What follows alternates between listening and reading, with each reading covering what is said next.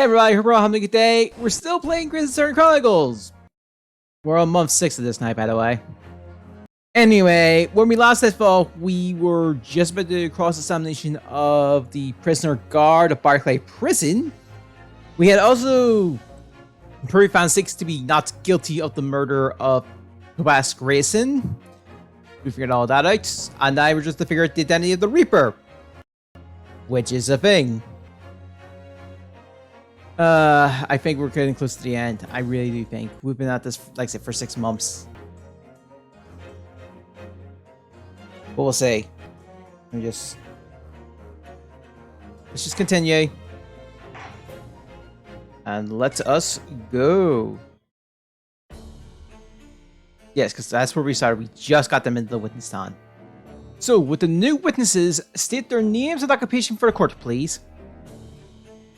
I. Barry Clayton, Governor of Barclay Prison. Everyone calls me the gossip! I sold you.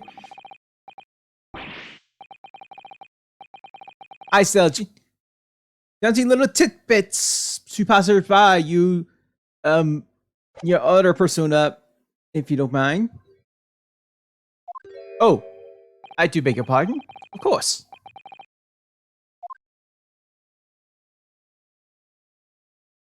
My name is Stanley Fergal.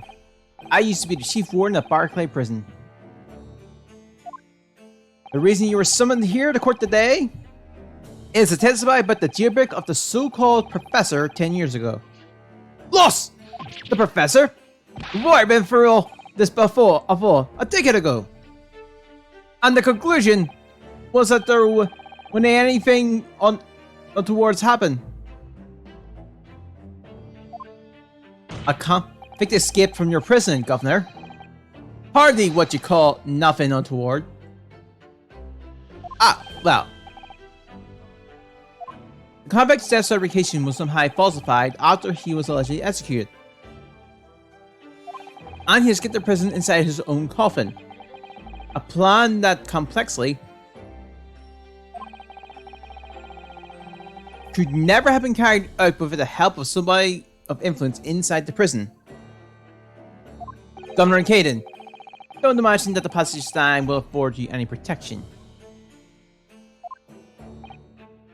If it turns out that you were involved in the plot to break Mr. Soki out of your prison, then of course, the consequences will be very serious. In all likelihood, a capital punishment. Gods! Hello there, laddie! All I did was... This? Governor Caden. Ah, aye, sir. You have a critical role to play in the public safety of our country. A great responsibility to shoulder.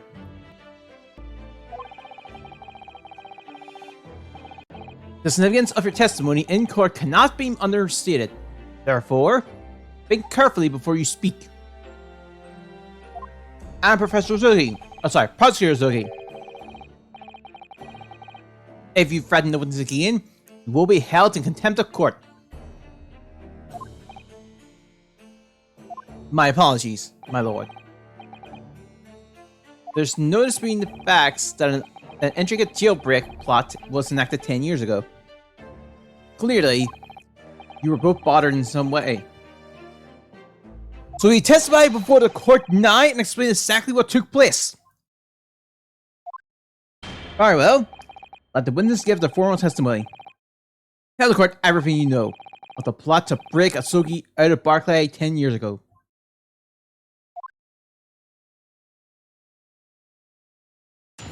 So when this time is the jailbreak plot.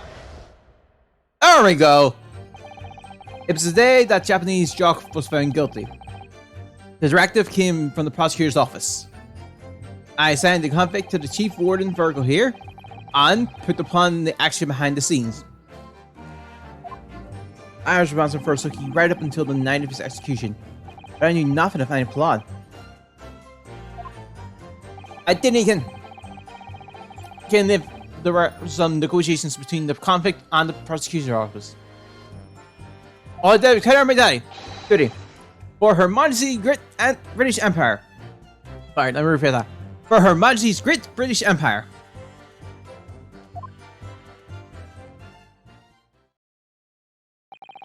A directive from the prosecution's office? Are you saying that was the jailbreak plot? Aye, that's right. Who sent it? Who authorized that plan? I didn't even know ken that. You're saying you don't know? Listen, there wasn't anything about the professor's kiss that was unusual in some way. I didn't ask any questions. I just did what I was told to do. Nothing more than that. I couldn't tell you. I see.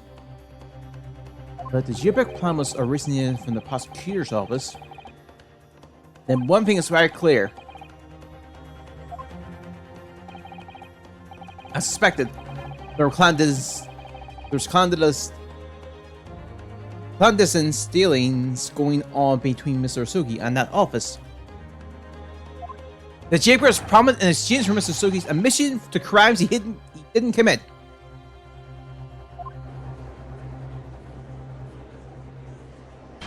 That, Counsel, is nothing more than speculation on your part. Now, let me ask the defense. Oh, yes, my lord. I feel to see how these witnesses have any more pertinent information here. Do you intend to assert your right to cross-examination? Absolutely. I have no intention of squandering a single opportunity, my lord. It seems all you Japanese are fiercely tenacious. Very well, proceed, Counsel.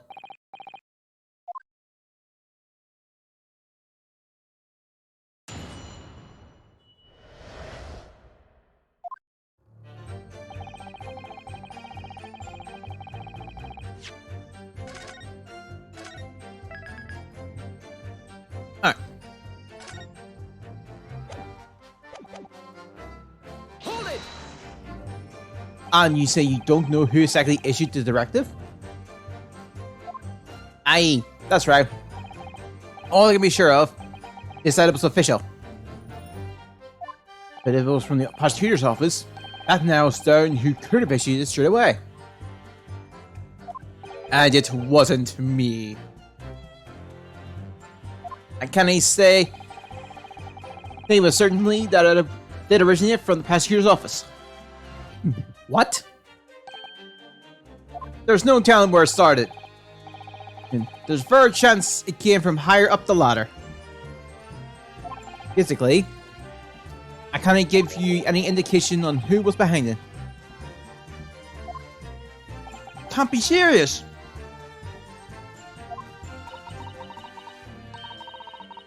All we can say for sure is that the order must have come from somebody in authority, I suppose.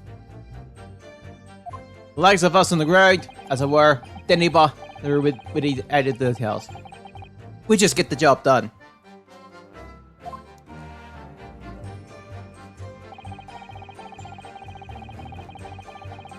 Hold it! So, Mr. Virgo, you didn't know anything about it at all? That's right. My only role in the scheme was as a scapegoat. That's right, isn't it, Governor? Some poor beggar had to take the rap for it. Alright then. Who else did know about the plan? I've not the first idea, laddie. My part of the whole business was basically just dealing with the aftermath. But I wouldn't be surprised if there were some other folk in the prison in service who'd been given similar orders. We don't know who else was involved. Aye, that's right. All I can tell you is that the night it actually happened, the person at the reins was Dr. Stevens. Dr. Courtney Stevens? Stevith, as she's known now. Why did I have to get caught up in such a terrible business?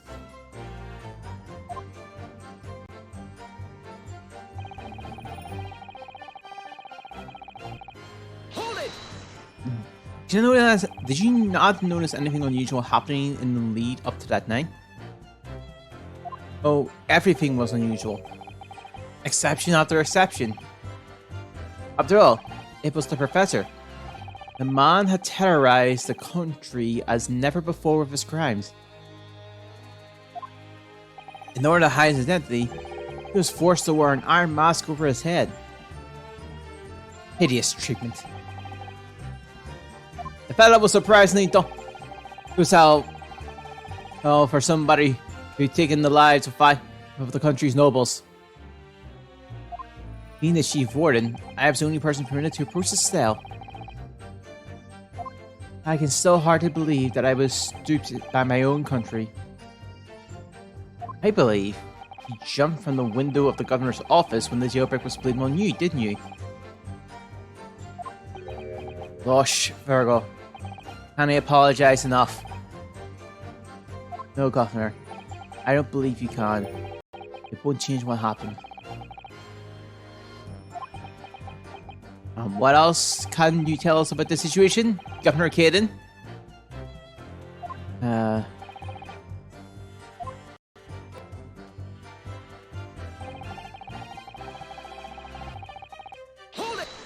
Did you already acknowledge that the orders came from the prosecutor's office to arrange for the man's escape? That must have been some sort of... There must have been some sort of negotiation. It's the only explanation. Aye, well, be that as it may, I didn't think I know nothing about that.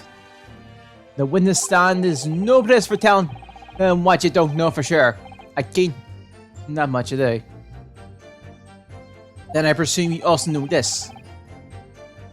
Not to tell him what you do know is a criminal offense. So you were just following the orders, is that it? I'm afraid that won't absolve you of your guilt here. The man was still killed illegally, even if he was a condemned criminal. You may very well be found complicit of murder, Governor. So that's what it'll be. So that's what's it to be, is it? Even with the threat of conviction, you won't break your silence.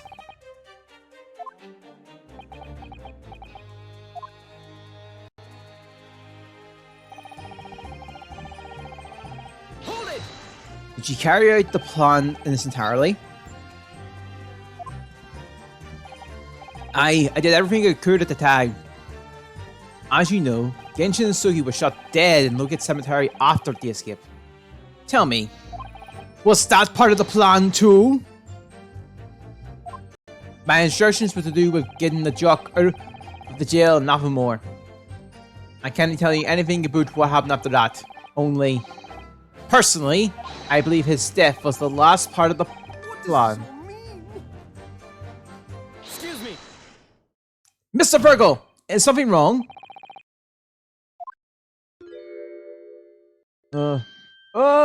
Yes, sir. What can I do for you, sir? He's saluting now? What is it? Some sort of Barclay convention? What Governor Caden was just saying seemed to upset you. Did it bring something to mind, perhaps?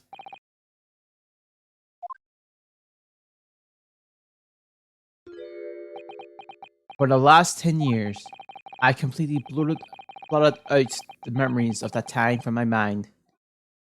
I was betrayed by my superiors in the name of my country.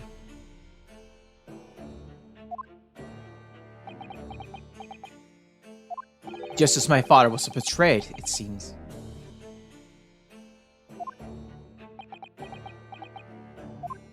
But you see, thinking back now, I really can't imagine that the shooting of Mr. Sugi in the cemetery was ever part of the plan. What makes you think that? Well, it just doesn't make sense, does it? You make a man admit to crimes he didn't commit with the promise of a jailbreak, only to kill him in the end. That treachery is of the worst kind. But the point is, if the intention was always to betray him, Why would there be any need for all of the shiveriness of a skip? Probably got that word wrong, but it's good. Ah! Yes! That's quite true! If whoever negotiated with Asogi never intended to keep his or her end of the bargain, it would have to be far simpler just to let the man be executed in prison, as dictated by his sentence. It all happened in the vast chamber of secrets that is Barclay, behind the high prison walls. I suppose no one knows what really went on in the execution room at night. Yes, it's an unsettling mystery, certainly.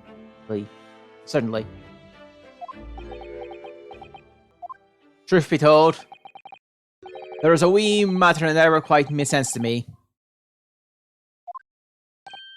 If you believe there was some kind of negotiation behind the jailbreak between Asogi and the body at the top, it doesn't quite add up, does it?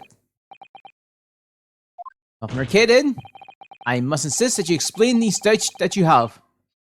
I am in your formal testimony. Gods! Aye, go on then. Strongheart looks angry. It seems to me that the Japanese fella didn't have nothing to bargain with.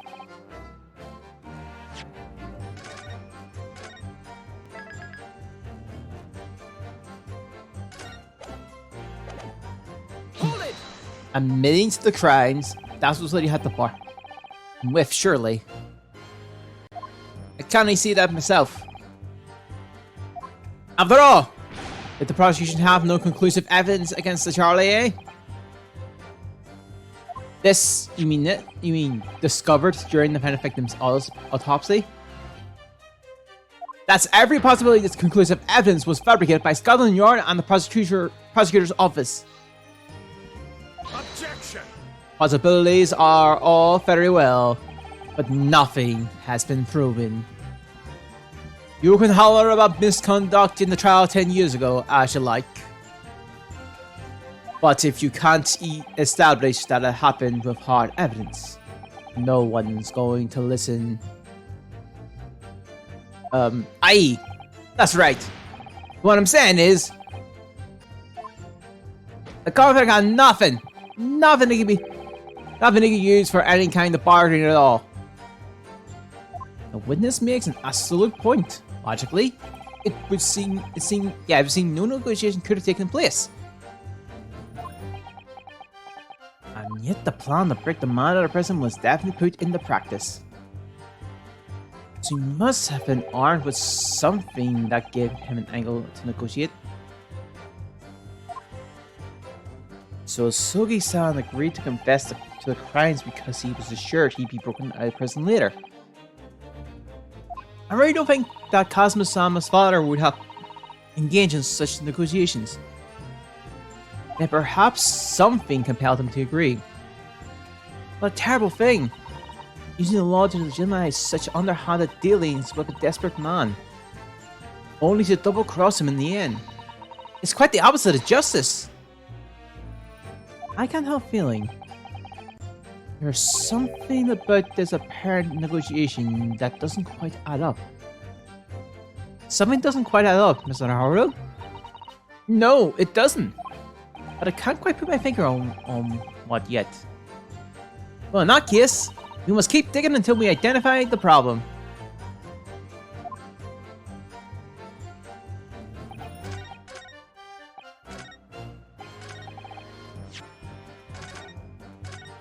Right.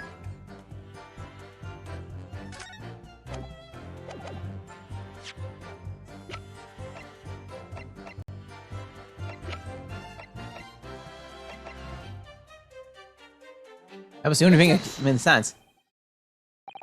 Confessing under oath to murder. Ah, save because I'm fish.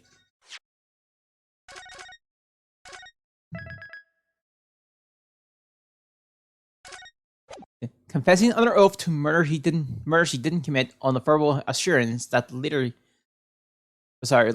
assurance of later being broken out of her prison. Genshin Sugi was talking an incredibly risky gamble. Very true. There was nothing to stop the British breaking the word to and executing behind closed doors anyway. Under normal circumstances, no man would stake his life on a gentleman's agreement like that. Which means that Mr. Suki must have a trump card. Something that guaranteed he wouldn't be betrayed. Some kind of weapon. Heavens! The fellow couldn't possibly have had anything like that. Did you know that he did, Governor? The Asogi Papers. The name given to the last will and testament of Genshin Asogi. Ah! It turns out that Mr. Asogi was hiding his will in a cell at Barclay. Chief Warden Virgo caught him with it one day. You squealed, did you? You wee rat! Did I not tell you to keep that a secret? You can't touch me now. Arrgh! When Mr. Figo caught sight of that will through the bar of the convict cell, Mr. Suki pleaded with the warden. Alright then. But what's on that paper? A last will and testament. This will is only weapon I have left now. Weapon? And after the convict has been killed following the elaborate pretense of the jailbreak, that document mysteriously disappeared, didn't it? Well, yes. All the prisoner wardens searched for the belongings of his cell, but that will was just nowhere to be found. Here, as I understand it, an associate search was made for the documents, which became known as the Asogi Papers. Governor Kaden, I believe you ordered your personal staff to find it at all costs, didn't you? Would I be right in saying that you knew that the so-called Asogi Papers had the potential to make great waves somehow? Jinx! What the blazes are you blaming it about? The will was found, right and proper, in the fella's cell where I said it would be. How could that be? We're in his cell. We all searched the place from top to bottom. You didn't do a proper job. You pillywit gallert. You can't criticize me now. I showed it to you before, did I know? You lawyer? Yes, you did. I have the documents here. It's written in Japanese. It reads, "The last will and testament of Genshin Asogi." Which means everything is as it should be. Not quite, my lord. See, there is an undeniable inconsistency here. What? What inconsistency? Mr. Shoki described this as the only weapon he had left. And yet, the will contains nothing of significance at all. Nothing that would have given the conflict any leverage. Are you suggesting, my learned friend, that the last will and testament stored at Barclay prison all these years was actually a fake? As has clearly been demonstrated already. What went on at Barclay prison was far from above board.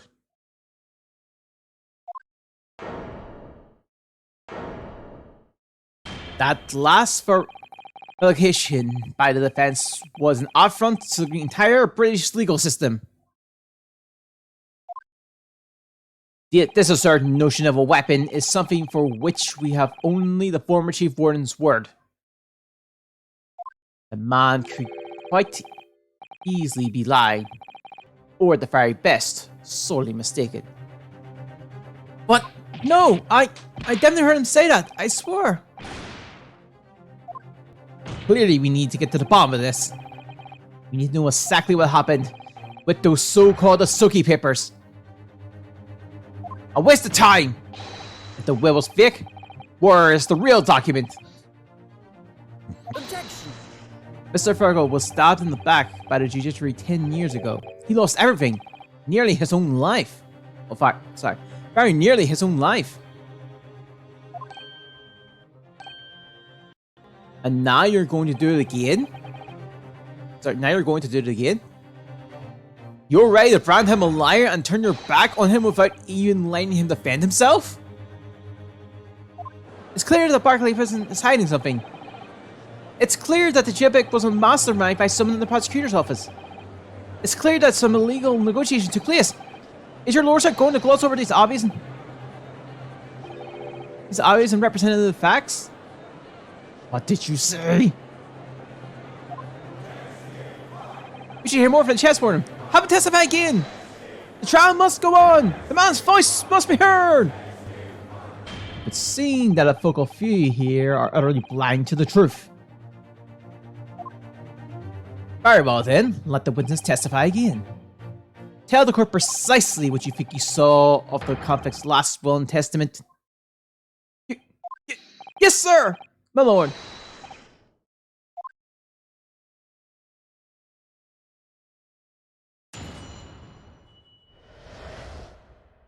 As the one responsible for the condemned convicts, I attended to Mr. Asoki and kept watch over his cell. The night after he was found guilty in court, he was doing something with that will in his cell. We turned the cell inside out looking for it after the execution, but to no avail. I only found out about the Asoki papers when the directive came telling me to impound them. Documents were in the folds of the fellow's robe that was left in a cell. A kimono, I think it's called.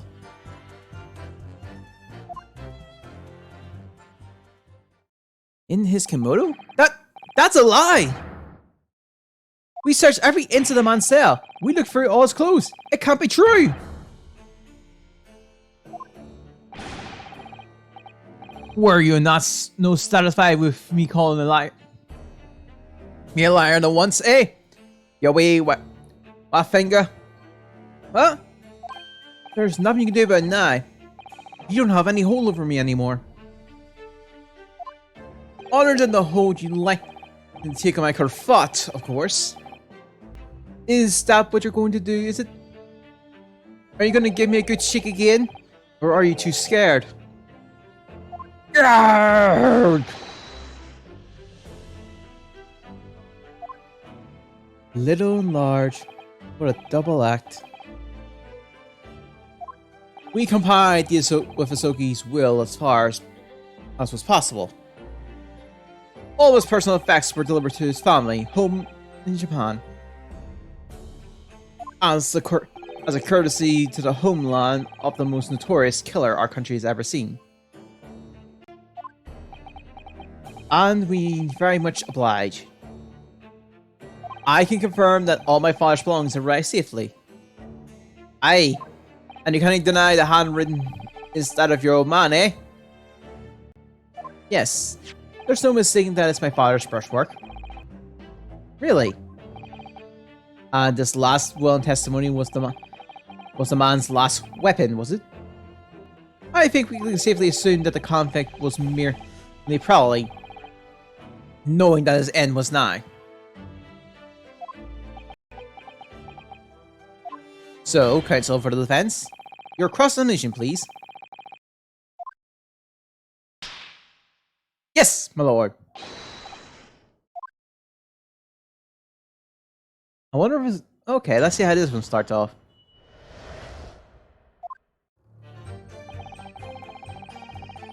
Thing is, I was waiting for it to not let me do that, but nope, we're doing it.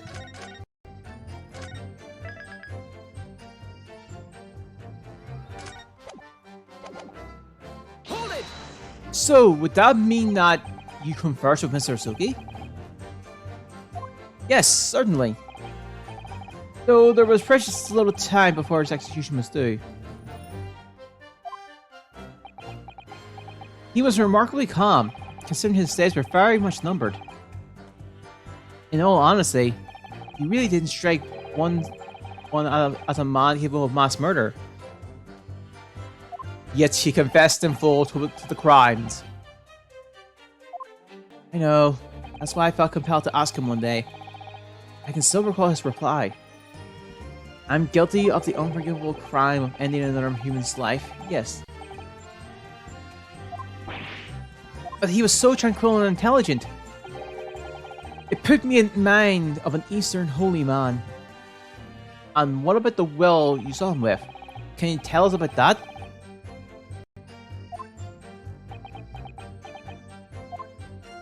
It was the beginning of all the drama. I remember it very well, yes.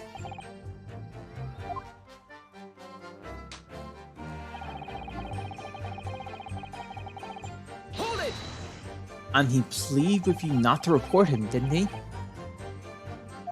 Yes, that's right. And like the butt up your hair, you didn't he? You telling me a treachery breach of trust, a blatant breach of trust, was it? That was. But I could see that the man had a noble spirit. I found myself wanting to treat him accordingly. But according to what you told us 2 days ago, the convict had been strictly forbidden from having any writing material whatsoever. Yes, you're quite right. Ah, so when exactly was the will penned? That was before the man was remanded in Barclay, obviously. Yes, at the prosecutor's office under supervision of the relevant authorities. I personally instructed Asugi to make a will for the benefit of his family and his homeland. In that case, why was it found in a cell? What do you mean by that? Well, if it was penned at the prosecutor's office, you would have expected that it would remain there for safekeeping, surely. Ah! It's curious. There doesn't seem to be any obvious explanation for why it was subsequently found in the convict's cell. Oof, well, the defense makes an astute point. Well, Governor? A prison governor cannot be expected to keen in the inner workings of the prosecutor's office. In that case, Lord Strongheart, perhaps you can shed some light on the matter. I'm unable to offer an explanation here and now. I would have to consult with the luminary responsible for the will at the time.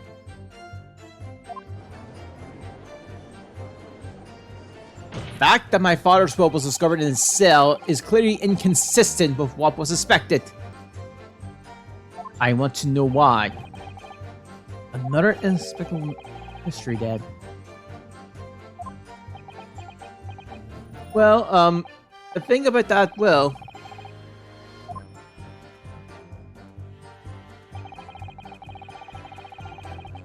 Hold it! Listen, it was the governor who ordered the search for the will, as I understand it. Is that right? Yes. And when I reported back that we couldn't find it, he grabbed me by the cravat and yelled, "It can't have disappeared completely!" in my face. Well, it dawned to the governor to keep everybody working as hard as they should. I think the governor needs a wee taste of his own medicine, Mr. Naruto. Point is, it was clearly considered a very important document, wasn't it? But it proved impossible to find. That's right. Then before I knew it, it was in the morning paper. That blood-curdling article. The executed mass murderer who risen from the dead. Oh, you mean the article based on Mr. Deborah's experience in Logate Cemetery? Yes, that was it.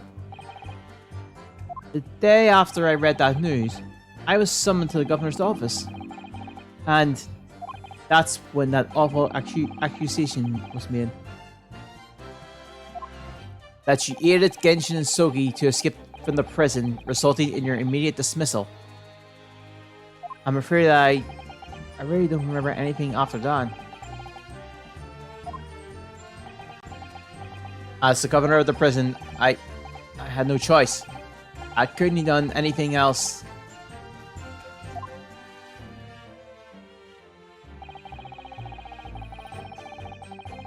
Hold it! And that directive came from the same source as the one instructing you about the jailbreak? I.e., from the top levels of the prosecutor's office. What name was on it? I didn't know before, and I didn't know now. All I can tell you is that my orders were to do everything in my power to find that document. The directive said it had to be somewhere inside the fella's cell. Document? Was that the wording document, not will? That's what I said. Am I clutching at straws here? I just wonder if it was really Genshin Soki's last one testament that the sender was what the directive was after. Continue with the testimony then, witness.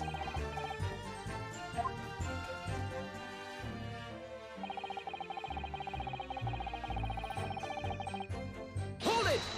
In Mr. Soki's kimono? Aye, the one he brought with him when he was locked up.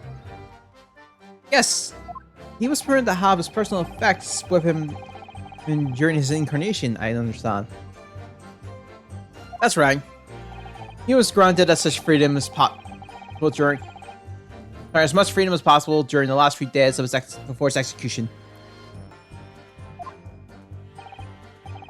Indeed, the number of items was of personal significance, I remember.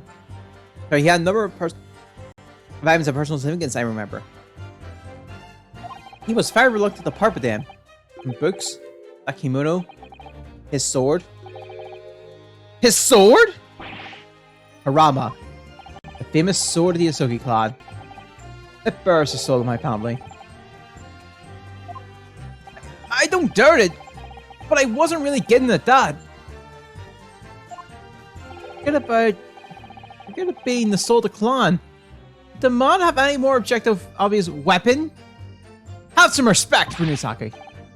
Respectful silence. The warden carried firearms at all times, and the inmates are shackled around their ankles. I couldn't have hurt anyone with that thing. Still, he was without a sword. No ready material. What?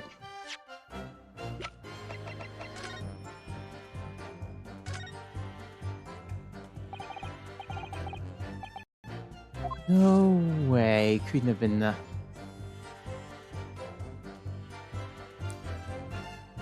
I literally thought he would have hit that in the blade.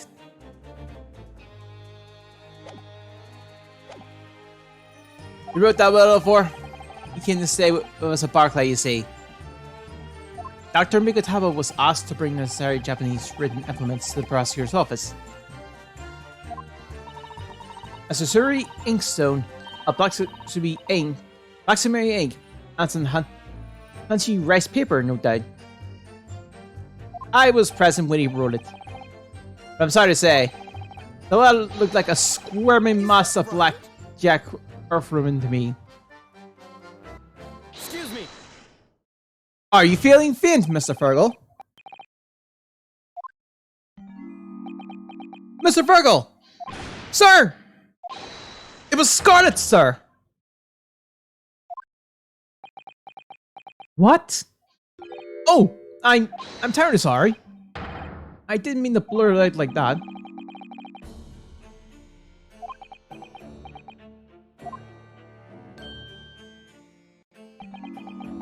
Less sway and more explaining would be helpful. Is there something about the testimony we just heard? Have you recalled something of importance? Something of importance. Possibly, or possible. Possibility, possibility, none. I'm unable to tell which way he's leading, I'm afraid. My lord, the defense asks that Mr. Friggle be permitted to supplement his testimony with this possible or not possible detail. Possibility or not, possibility not important detail. Permission granted. Go ahead, Mr. Friggle. Yes! It was Scarlet! As I remember, the documents were written in scarlet ink. But perhaps I'm mistaken. Hold it! Scarlet, you say? Well, yes. I mean, I only caught sight of it for a brief moment, of course. But even by the dim light in the cell, I remember thinking that it was an unusual color. At the very least, I'm quite sure it wasn't black. Witness? Is that really what you saw? What? Sir!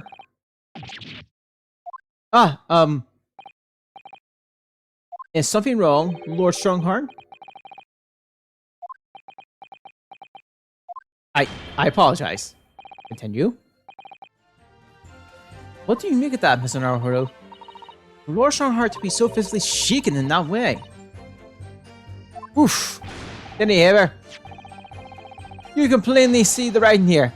It's as black as another old hell waistcoat. Well, yes, you're right.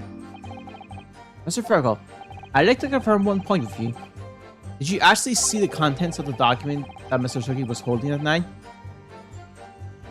Oh, well, no. I mean, there was no time. As soon as he noticed you there, he hid it behind his back. But it was definitely a will, was it? Yes, it was. That's what Mr. Suki told me. Court need waste no further time on this matter. We have the will in question in our possession. There is nothing more to add.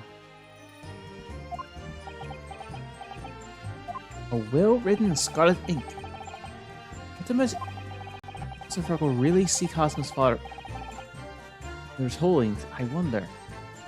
If you have an inkling, Mr. Naruhodo, you must present it to the court at once. That testimony doesn't give much away. But this will really was penned by Cosmo-sama's father. I wonder what he could possibly have meant when he described it as a weapon. It's starting to sound very much like Mr. Suki actually had nothing. But the plan to break him out of jail went ahead, which means he must have had some bargaining power. He must have been hiding something. It's the only explanation that makes sense.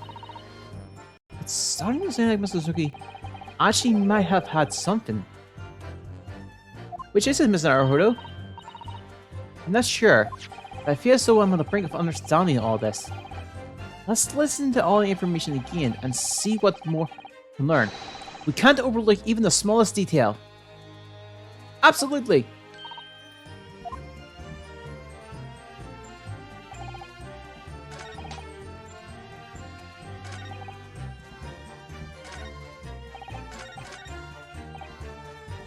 Alright.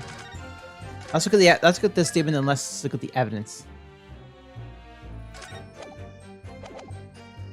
Not you.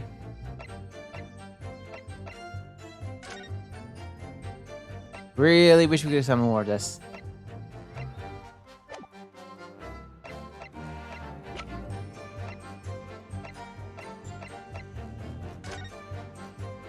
This is relevant.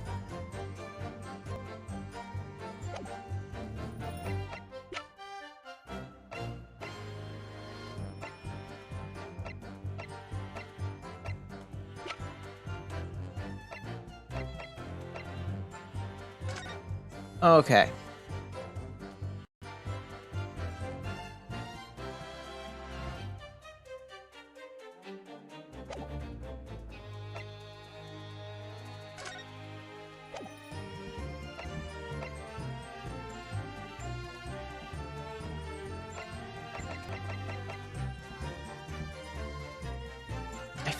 Part of me wants to think it's the sword, but that possibility's been ruled out very... it looks like the possibility got ruled out very quickly.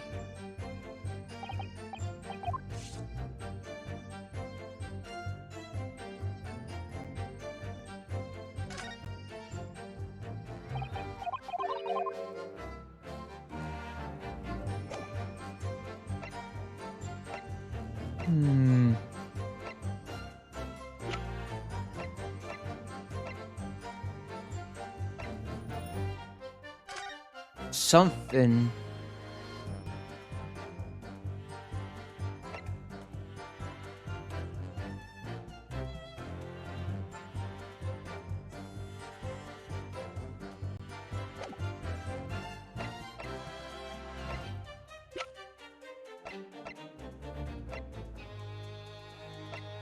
Hold on.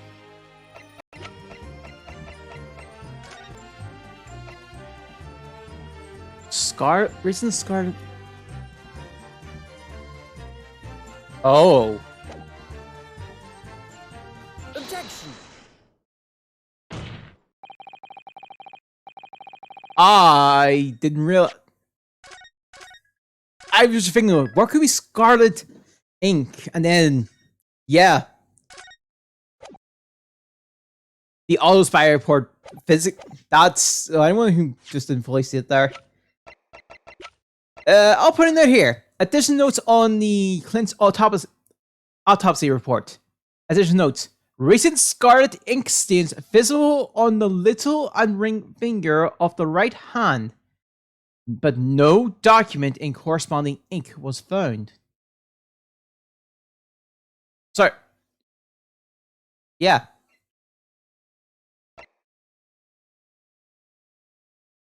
Only one thing that could be. Blood. And I believe that's exactly what you see. What you did see. What?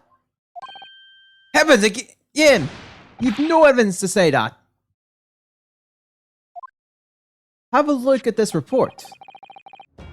That's my brother's autopsy report. Yes, and there's something in here that bothered me since I first read it. It states, scarlet-colored ink stains are noted on the fingers of the victim's right hand. Yes, so it does. Scarlet ink? Nah, I'm not familiar with the habits of the British aristocracy, I freely admit. But I wouldn't hazard a guess that they don't all go around with ink stains on their fingertips, do they? Your wit is not appreciated. My brother was a well-bred and fastidious man. I got it wrong, obviously. Should ink have sullied his fingertips, he would have cleaned them immediately. What is your point, Counsel? My point is this. Whatever Lord Flint Van Six was written in that unusual colored ink must have been directly before his death. Because he died before he had the opportunity to clean his hands.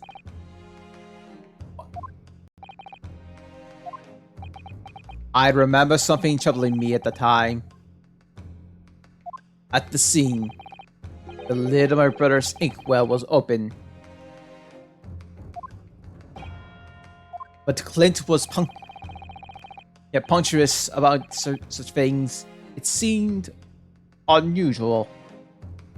And no document penned in the color of the ink that was in the inkwell was ever found. So the document had disappeared.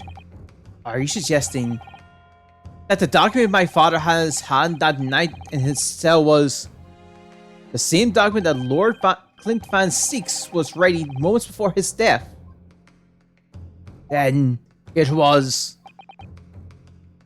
If Mr. Virgo's testimony is to be believed, it can only mean that, yes. Mr. Virgo! Sir! When you spotted Mr. Sugi with the documents in his cell, His precious words were as follows, were they not? Alright then. What's on that paper? But what's on that paper? A last will and testament. That will is the only weapon I have left now. A last will and testament?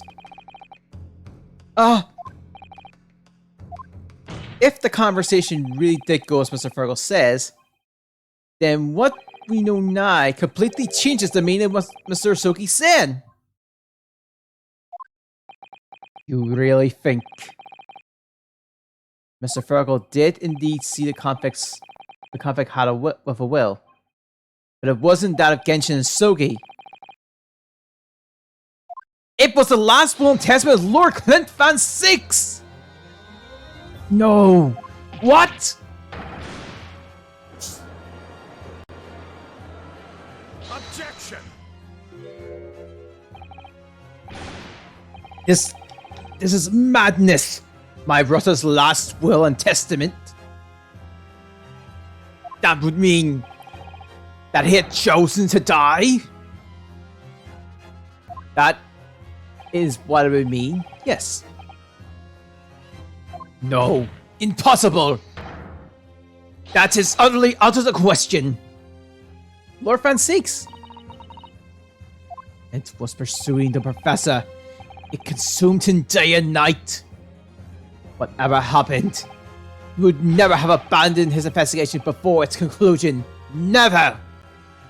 He wouldn't rest until the job was done, until the killer was caught. The idea that he would willingly accept his own death, it's obscene!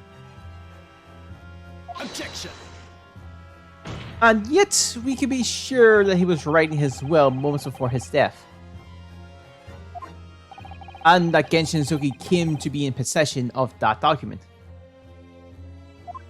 And what could the will possibly have contained? Clearly something that couldn't be made public under any circumstances whatsoever. Because armed with that document, my father was able to negotiate with the judiciary for his life. It was something so damning that it prompted the powers to enact the Daring jailbreak plot. Yes, there can be no question that the will contained information of utmost secrecy. Information of the utmost secrecy. What? No! It couldn't be!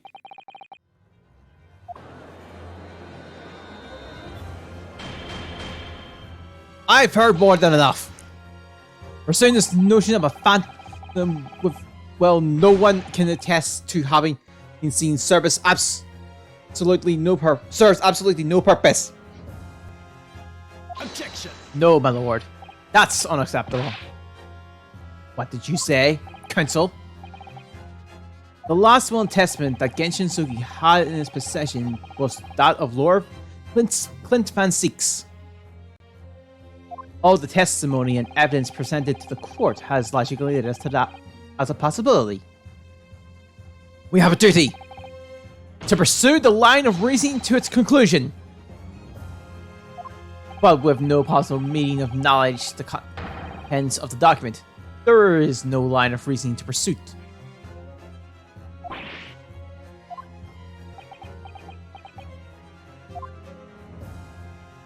A reason why Lord Clint Van Six, a man of high nobility standing, would have chosen death. Information so secret, people in the judiciary would be willing to negotiate the jailbreak of a condemned killer. The only explanation that fits those facts is an unthinkable truth that turns absolutely everything on its head. But it's just too hideous. Mr. Naruhodo! However difficult the situation might become, you worked with your clients in pursuit of the truth. That's what you resolved to do when you entered the courtroom this morning, if I'm not mistaken. It's Susano. So hold your head high. and keep soldiering on. Yes, you're right. 10 years ago, in his final moments, Lord Clinfan 6 left behind a will. A will that Genshin Suki was able to use as a weapon to negotiate his escape from prison. In all probability, the details in the will were related to the professor's case. The defense's last statement is mere conjecture. What are you getting at, man? Rinasaki. As soon as these words come out of my mouth, there's no going back. I believe that the last one testament of Lord Clan. Sorry. Yeah, I believe that the last one testament Lord Clinfan 6 was in fact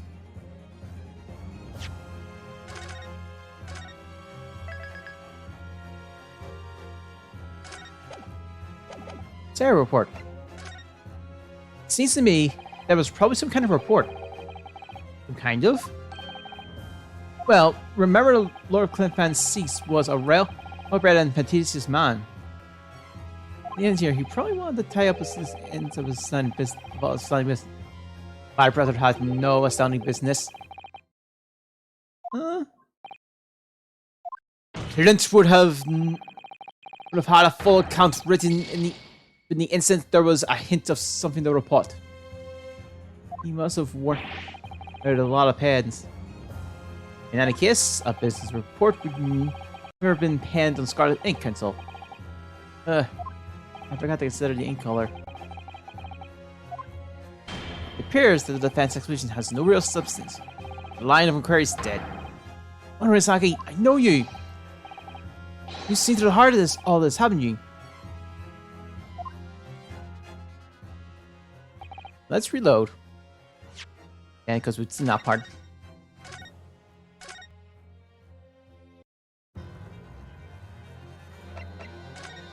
Obviously, it must have been an accusation. An accusation? Yes. Revealing the true identity of the professor. Which would explain why Asoki took it. Since it was he who was implicated by the document. Objection! No. In that case, the will wouldn't have been given. Wouldn't have given Mr. Suzuki any bargaining power at all. Then what is suggesting the accusation was against some other person? Was against some other person? Objection! No. If that were the case, the two men would surely have collaborated to pursue the culprit together. Then your whole argument falls down! Yarr! And I object to the penalty too.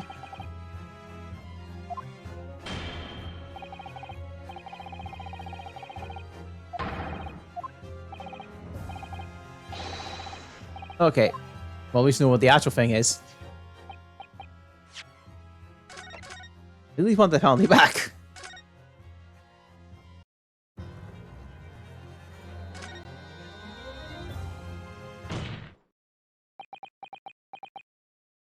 You can do this, Mr. Naruto.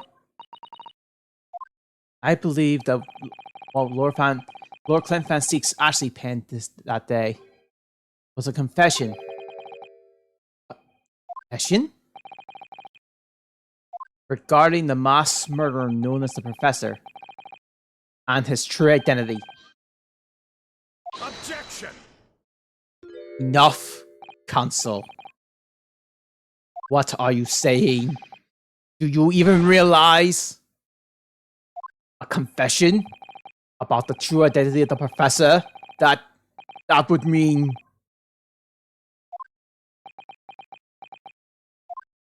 Lord Fan 6, I appreciate this must be hard to take in. But it's the only explanation that fits. The killer that terrorized London a decade ago and became known as the Professor. The man believed to have murdered 5 members of the aristocracy. Wasn't Genshin Suki at all? No, you can't be suggesting... It was in fact the man to believe to have been the fifth victim. Lord Clint Van Six himself! Arrgh. Arrgh!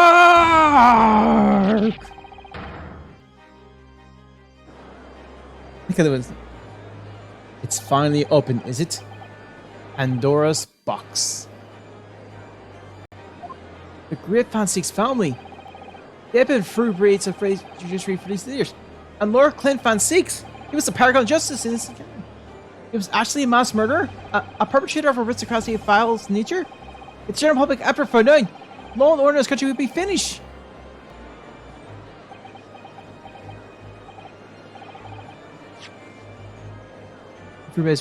Yeah, okay. My brother. Oh, this is too awful. Or Lord Van Six. I wonder though, did he never suspect? It was never heard of.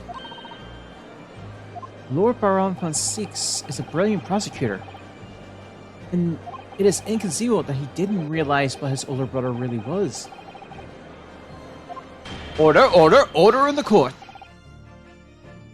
Lord Van Six. The professor made use of an enormous hound as his murder weapon. Tell me, did your brother own a dog? Yes, he did. Balmog. He was a well-known hunting dog. People call him a giant.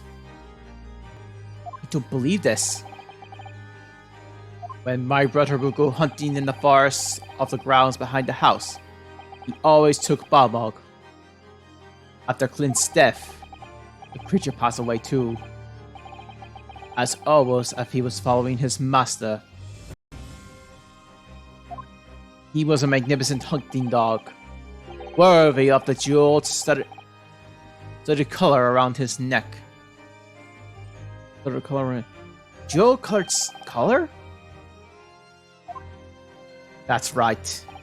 Though sadly, some years ago now, it was stolen by a thief who broke into the house one night.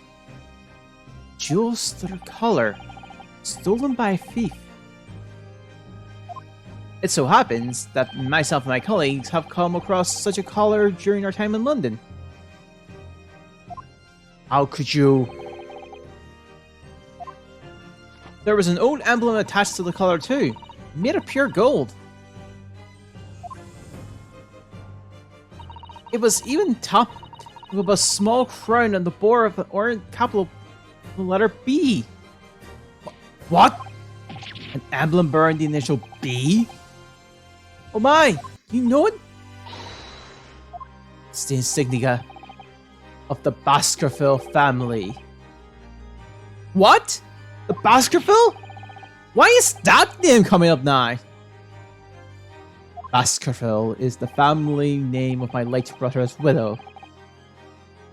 That pure gold emblem was a heirloom, which Clint acquired for their marriage.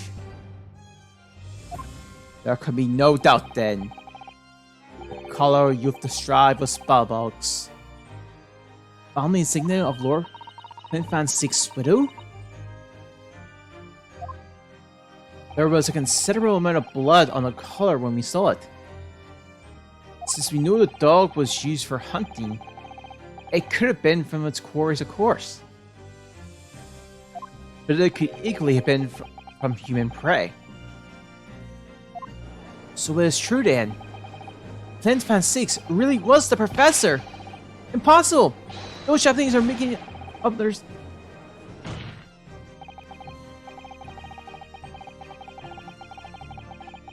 There's some posts. Those Japanese are making up all the exonerates on their own.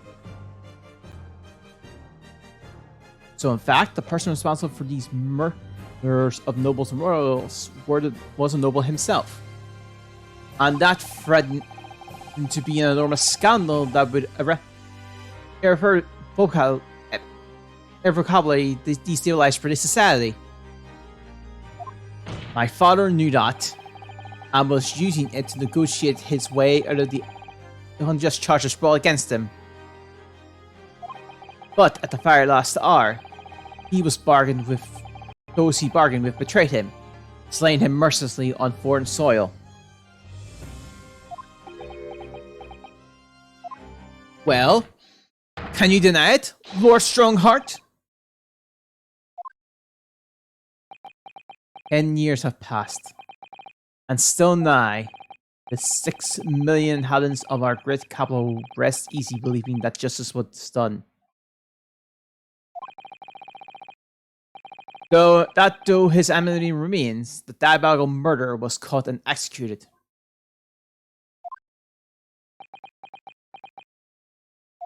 Very well then, you may have the truth.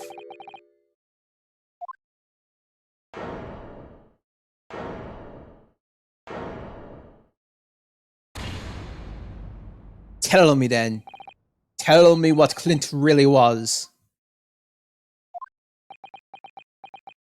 Lord Clint Van Seeks was too pure of heart. When he became a prosecutor and went in pursuit of black roots of crime, he drove himself into a corner. He came to the uncomfortable realization that the fight the most fiendish criminals requires one to become even more fiendish oneself.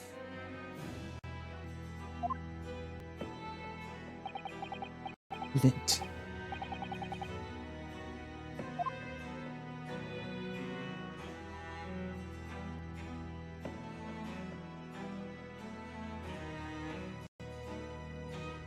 The 19th century was a truly miraculous 100 years for Great Britain, and indeed the whole world. New industries, new technology, and with the birth of the Metropolitan Police Service, new law and order. But these dazzling new developments meant even deeper shadows were cast on society. Water sullied by factories, air thickened by notorious fumes and crime, going daily to fill the darkness. Lord Clint Van Seeks made it his mission to combat that darkness. But as time went on, it slowly ate at his soul, until eventually, he was consumed.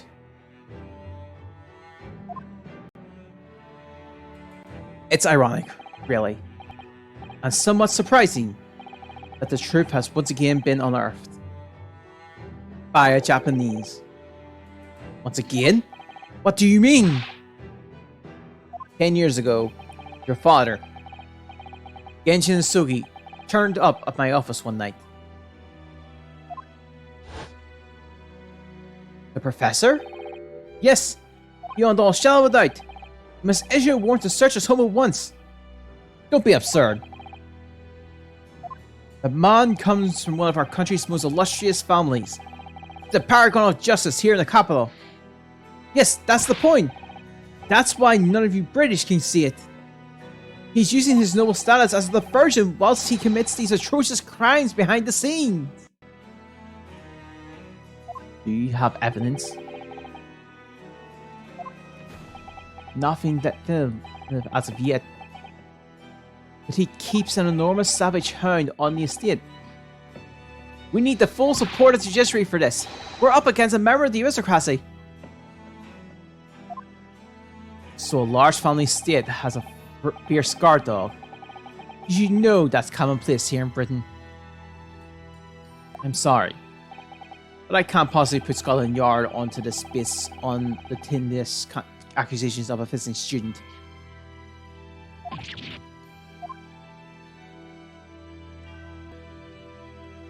So I turned down Isugi's plea, and as a result, he took it upon himself to visit the Van Seeks mansion on his own. You can only imagine now what happened between the two men. Though we know the outcome, of course. Lord Clint Van Seeks perish. I don't believe this. So, in actual fact, Casman's father did. He made the late Lord Van Seek meet the same fate. He put a permanent end to the professor's killing by taking the drastic measure of ending the perpetrator's life. As soon as I hurried to the mansion. When I arrived, it was easy to grasp what had happened. And what about the will? Asuki must have already taken it. Nothing of that nature was found at the scene. We had no idea of the existence of such documents at the time.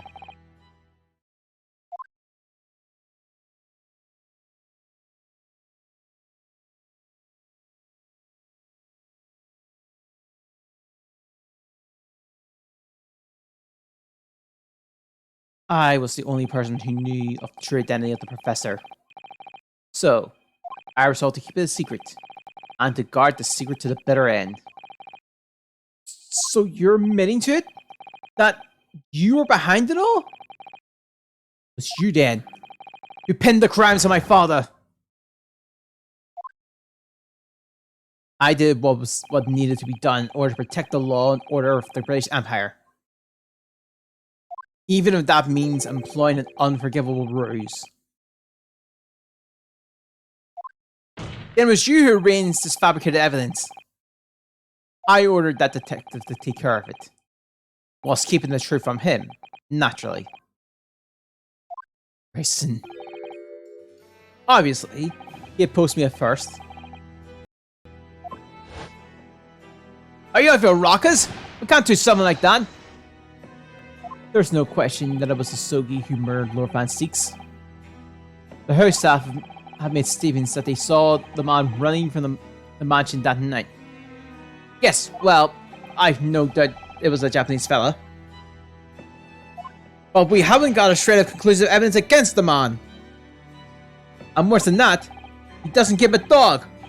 So we're short a murder weapon to boot. And we're short on time, Grayson. You must put a stop to this man's rampage for the good of the country.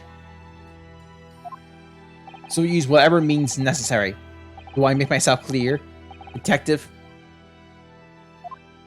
Blimey.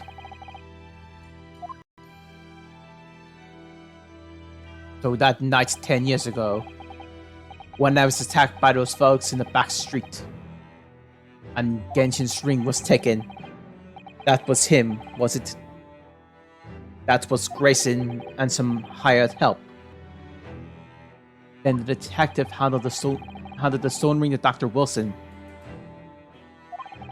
We found the discovery from the victim's stomach during the autopsy. And in the light of that detective's decisive evidence, Mr. Suki was found guilty of the charges brought against him. However, behind the scenes, he had actually already struck a deal with his accusers, in which he agreed to silently accept the charges. But I just don't believe that part. As far as I knew the man, my father despised such underhanded dealings. It was extremely easy to make him comply. See, he had one crippling weakness. What weakness? Isn't it obvious? You, Kazuma Osogi. Me?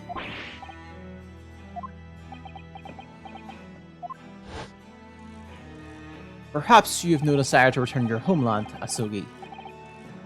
What?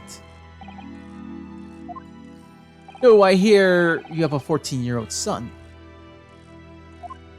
I agree to cooperate and accept your guilty without contention. And you will see Japan and your son again. You scoundrel! Whatever you choose, wisely or not, it will be a closed trial by order of Her Majesty. So whatever rash claim you might make in court, we'll have no trouble in stifling them. And there's only one outcome for you, Sogi. The gallows. Don't forget that I still have a weapon at my disposal.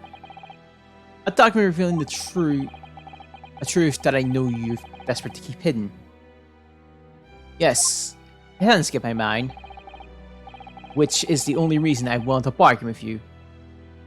I only want to protect this country's law and order. You understand? So, what will it be? What's it to be, Asogi? Ah. Asuma.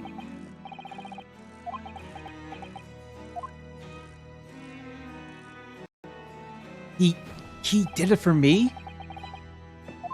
And as I told him at the time, my motive was simply to protect Britain from the damage the truth would do.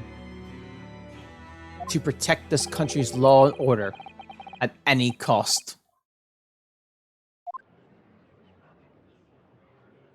Objection! I've never dared let myself even consider this possibility until now. But in the light of all of this treachery, I have to ask. The mastermind behind the Reaper of the Bailey. Was it you, Lord Mael Strongheart?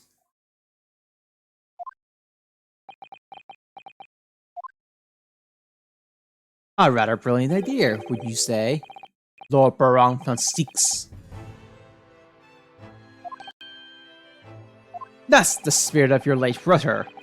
That paragon of justice should return to reap justice from his sibling. Could there be a more appetizing tale for London's mass, I tell you? What? What prison? I knew that you played the part to perfection. But your role wasn't that of some embodiment of death. No. You were London's guardian angel. An angel with bloody hands? I think not. Those who had cooperated with me already were only too happy to participate in my plan. Inspector Grayson, Dr. Wilson. My minions worked tirelessly to ensure that the finger of guilt could never come to rest on you. It's all thanks to them that you were exiled as the demigod the Reaper became. But Dr. Wilson left Britain 4 years ago when he was invited to work in Japan. That's right. So he had to employ the services of his young prodigy after that. Dr. Courtney Seaviff. Dr. Seaviff? So, what with the execution of the Professor and the substantial reign of the Reaper of the Bailey, I successfully safeguarded law and order in our mighty capital for the past decade. That is everything.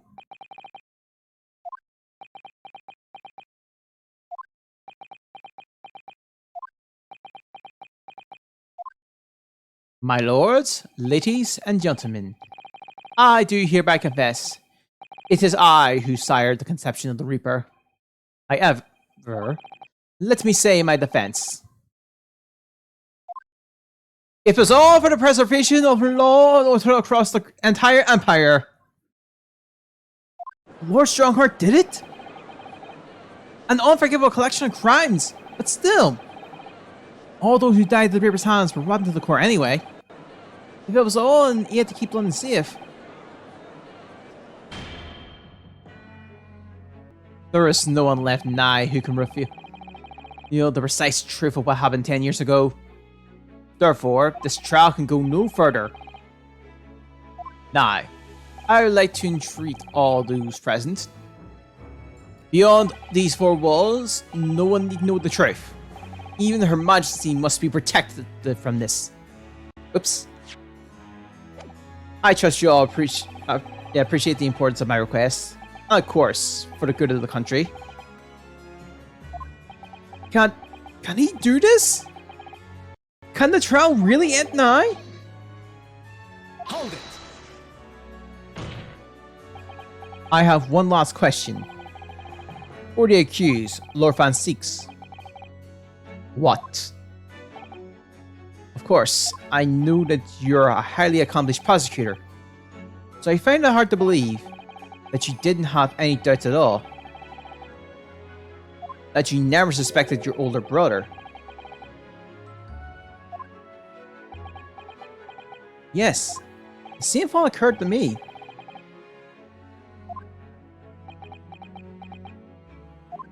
It was only once. But yes, I couldn't say that I never had my doubts. My brother's sense of justice was extremely strong. Perhaps too strong, I observed. At that time, there were members of the aristocracy who were bleeding the country dry for their own gain. And since they were nobles, they were untouchable. For my brother, it was such a great turmoil. And coincidentally, at the same time, the professor began his terrifying reign. During the time of the professor's killings, my brother did not appear to be himself. And that made you suspect? Yes. But it was only once. Not more. Only once? Really? Flint wasn't the culprit. That was my conclusion at the time. And I still believe that now. Do you have any evidence to support that idea? The third victim was the Lord Chief Justice at the time. It was he who had recognized my brother's potential and trained him as a prosecutor. No matter what the circumstances, it's unthinkable that my brother could have killed his friend and mentor.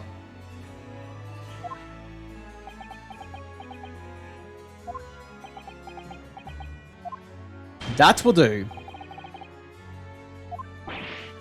Neither Clint Van Six nor Genshin Sugi still walk this earth. However much we debate this matter now, we cannot hope to reach a conclusion. But there's only two extant pieces of evidence from the time. The woebegone ring that acted as incriminating evidence to the condemned Genshin Sugi, and the 3-page last will testament pinned in black ink and left behind the man. The wretched truth of what happened is exactly as I have explained.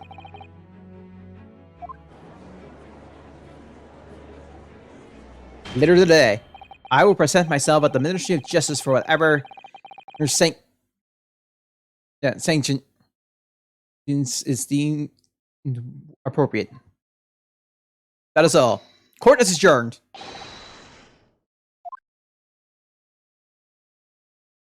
Objection! We're not done! Thank you, Hasima.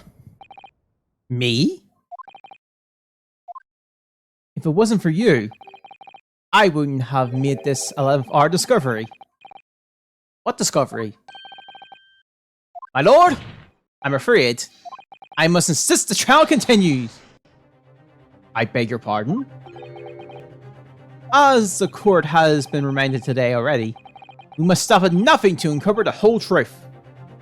And to that end, one particular statement made by somebody in this courtroom moments ago revealed a very subtle contradiction. What contradiction? But all I did was ask the accused one simple question. Well, it begins with Lord Van Seek and his recollection about his brother. But Lord Charnhart didn't permit the defense to speak at length. I merely pointed out that we can draw no further useful conclusions here. So what on earth is the contradiction? One of them's definitely just... let me say some contradictory.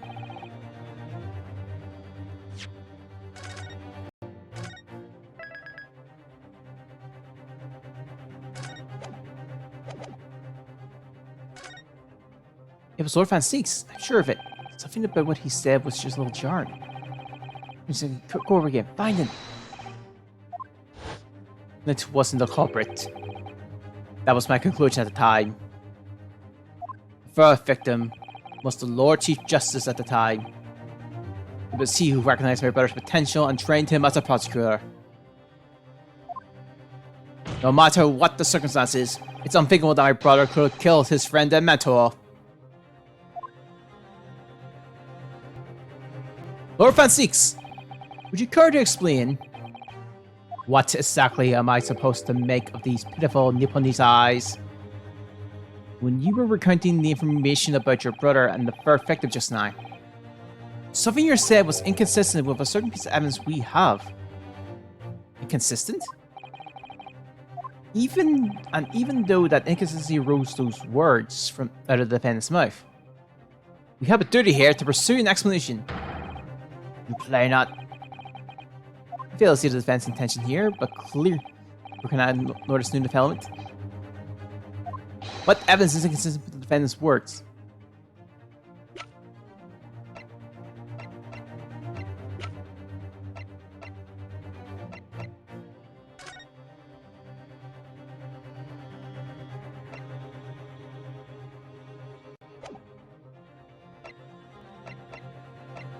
Okay.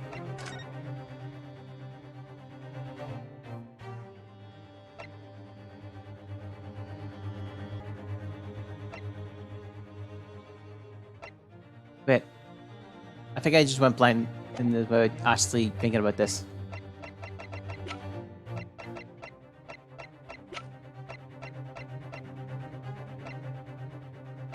It's the only option I have.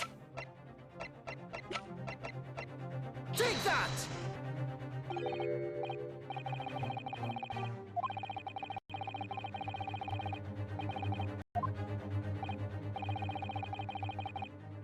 Okay.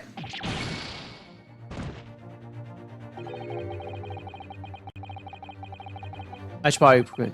I have the distinct impression that permitting you to advocate for me was the mistake of my life. And don't you dare show your face again at my door once this trial's over.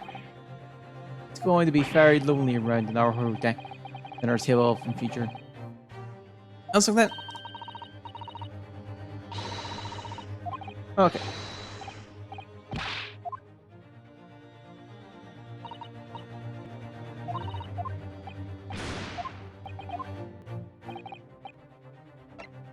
The opposite.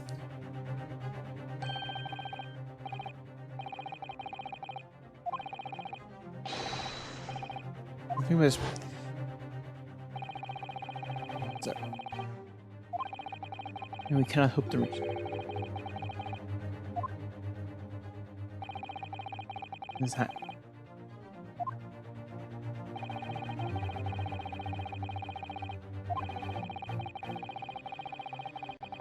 Wait, hold on. I'm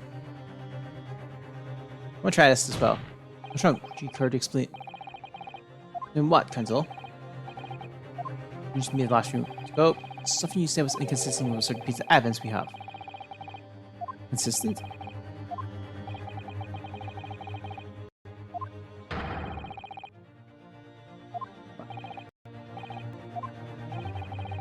Oh, there, fair. Good.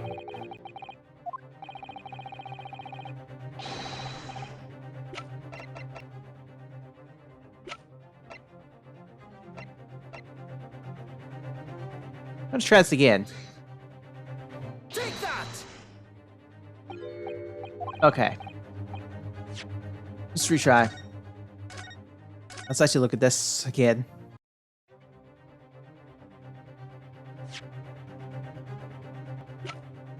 Oh, okay.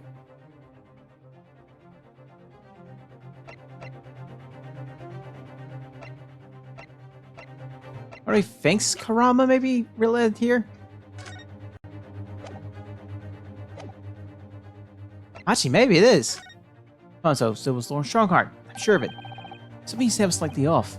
One reason I can think back at his words. Find the problem. Neither Clint Seeks nor Genshin Zogi still walk this earth. However much we debate this matter now, we cannot hope to reach a conclusion. There's only two extended pieces of evidence from the time. Will we go on ring that it acted as an incriminating evidence to condemn Genshin Sugi, and the free page last one testament penned in black ink left behind them by the man. Let's try the sword. Lord Strongheart, would you care to explain? Explain what, Council? One statement you made a few moments ago. Something you said was inconsistent with a certain piece of evidence we have. Consistent? Whilst the inconsistency remains, the evidence has the right pursuit and explanation. Misaki, what? Let me warn you about the statement you're making, Kenzo. This may very well be proved fatal. They my words contain a contradiction? What piece of evidence, I ask you? Take that! Okay, not that. Okay.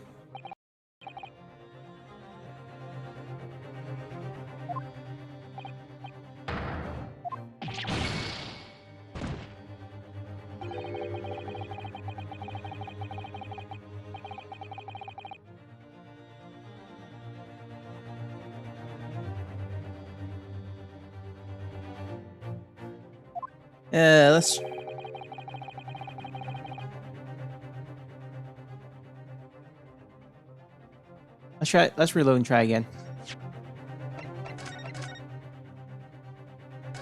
I'm gonna think about this one as well.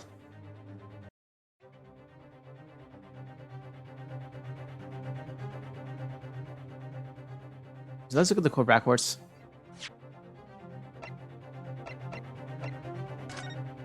Okay.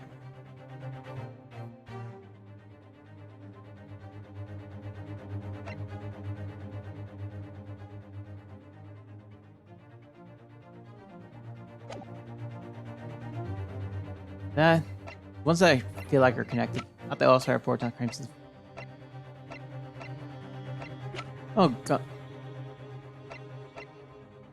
Wiki papers against Shugi requests upon my death all my material possessions and what belong me in London delivered to my son Cosmosugi in the Empire Japan.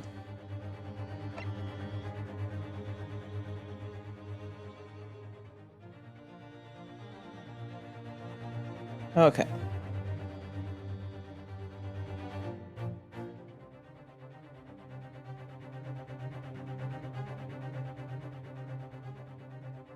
Oh. Oh! Crap! No, I didn't. Okay, no, yeah, there is. I can see the inconsistency now, I think. I was going a little bit more closely.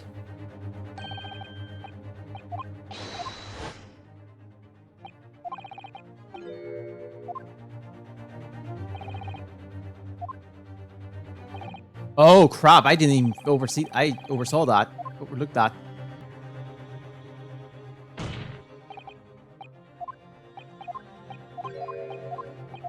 Should have did this.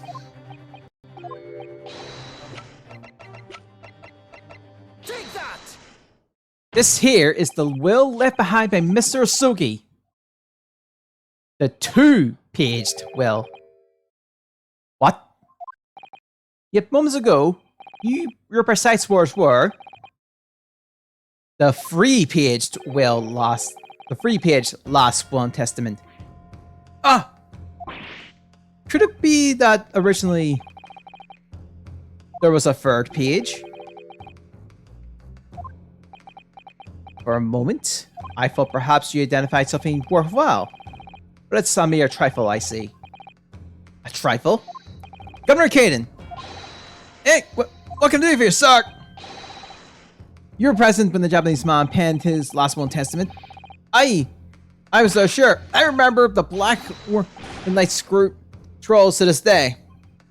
And I'm quite certain of that there was a 3rd page at the time. What? Only the first 2 pages were the actual will, though. If I mind correctly, the 3rd was a message to his lad back in Japan. For legal purposes, we require only his will. I really wanted any uncomfortable words about Britain to get back at Japan, eh? So it was decided that the 3rd page ought to be sent.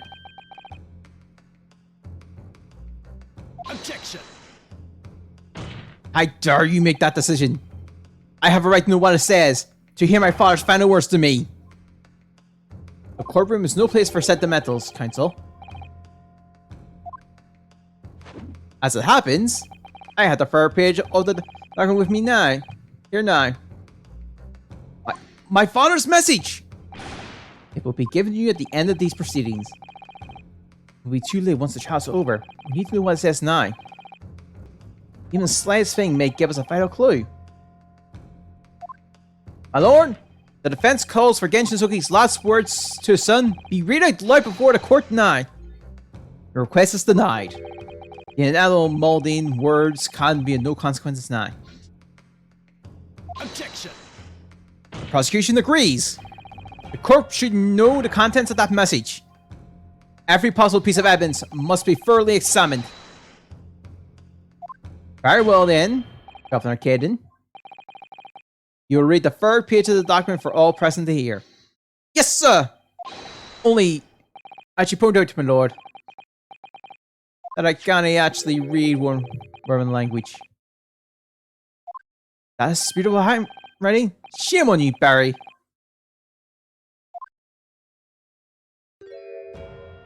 If I could be assistance here, I'd be happy to translate the words in English for the court. Father! You're still here, are you, Dr. Mikutaba? Naturally. I consider myself a member of the judiciary. Albeit a lowly one. But perhaps I should quietly withdraw after I translate Genshin's message. Your cooperation is much appreciated.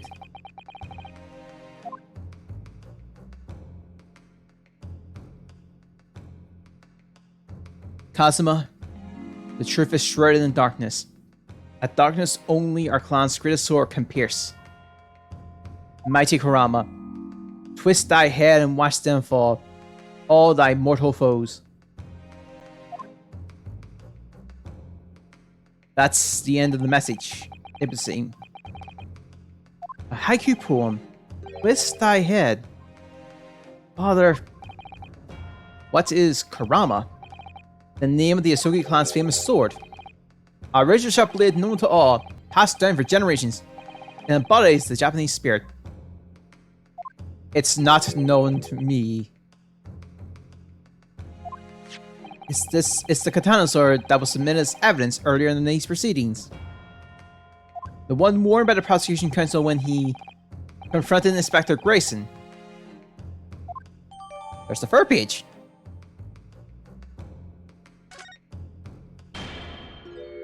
All these procrastinations are beginning to try my patience. Adjournment of this court is long overdue. As the presiding judge, I have been accommodating as possible of the will of the courtroom. However, despite all that, no new information has come to light.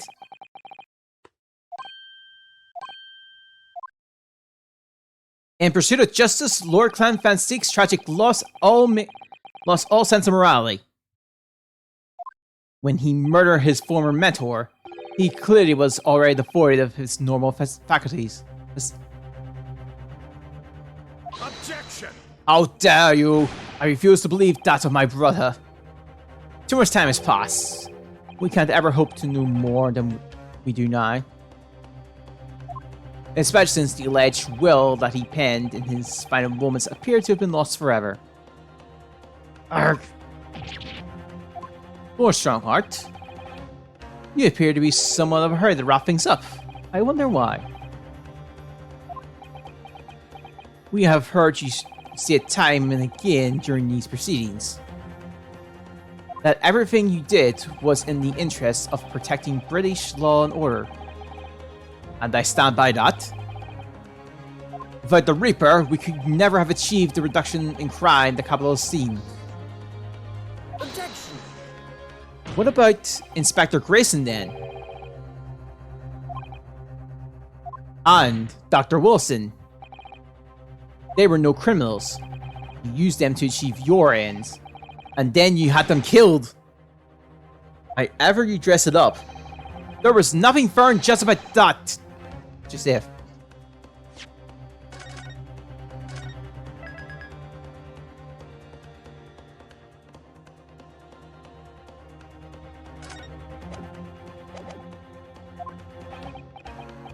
Lord Strongheart, what exactly is it that you're hiding? Dr. Mikutaba, were you not to quietly withdraw after the translation of your former associate's will? In this courtroom, no argument carries weight unless it is supported by evidence. And it would seem that the defense has no more evidence to present. In which case, I hereby order all discourse from these proceedings to be struck from the record.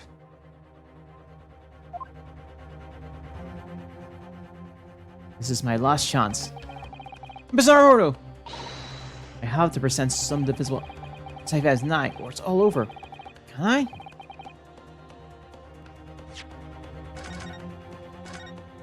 I think I can, but I want to double check.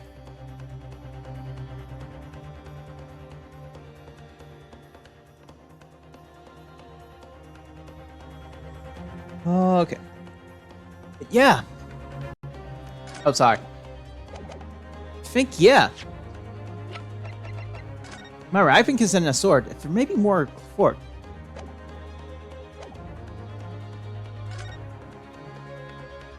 Wait, my lord.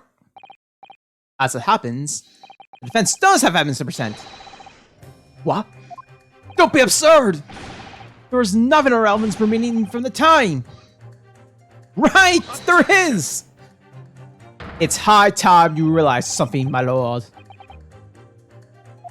This gentleman has an uncanny habit of producing evidence at the final hour. That had escaped everyone else's attention. Nonsense. What is it, Brunusake? What do you have? I dare say, the final decisive piece of evidence that will reveal the whole truth behind this rotten tale. How can you twist thy head? I get it. Decisive? Well, it would appear there's no skipping an eye, my lord. Let it be so then. Present whatever you think will have that can tell this decade-old enigma if you're capable. What exactly is this evidence that the defense claims to have been so decisive? Take that! What did I say, Counsel? If you're capable, were my words. And this evidence clearly demonstrates you're not. Oh, crap. Here's... Damn it. Morizaki. No Daisuke. Okay. Alright. The staff, the doctor. The cell in the prison. Oh crap, the other way around.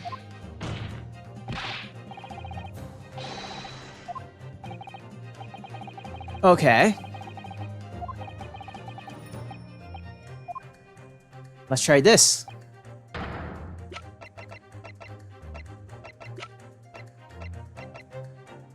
Take that! Never mind. Arg!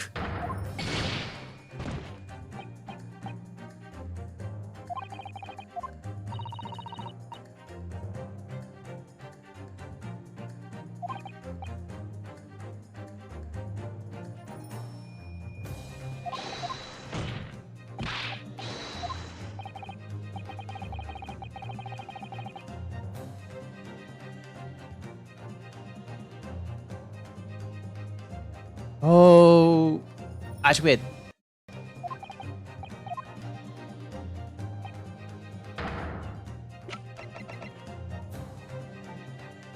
Oh crap! Now that's an opposite.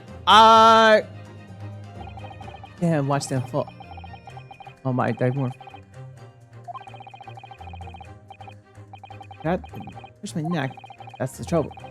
And Mr. Horto, if I might make a suggestion, I think perhaps it doesn't mean your head. Oh! I once studied the history and development of katana some time ago. And I'm sure that you're already aware, the sword's head is actually part of the far end of the hilt. Oh, there's something there! It's written as head in Japan. It's pronounced Kashara, I believe. Kashara. Mizuki's words really mean just above the hilt. You don't think... Oh! Look what's inside! It's not a tightly wounded sheet of parchment? Scarlet ink! It's written in scarlet ink! I penned this, my last will and testament, in the final moments before my inevitable unwilling death. This is it! Isn't it? It's not Hordo! Look at the signature in the end! And Van Six! And the date 10 years ago, on that fateful night! So for 10 years, it's been silently concealed inside Karama and nobody knew. Last will, testament of Lord Van Six. Wait! Oh my goodness! Look at this! This is unbelievable!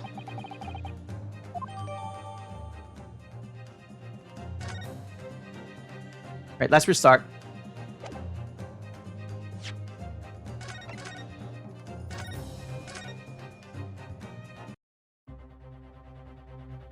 I forgot I was at this part.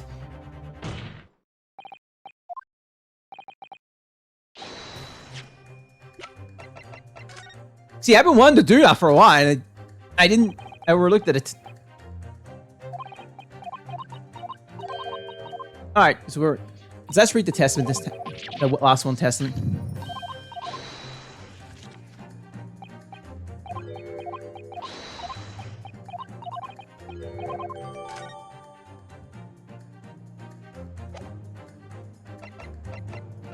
Oh.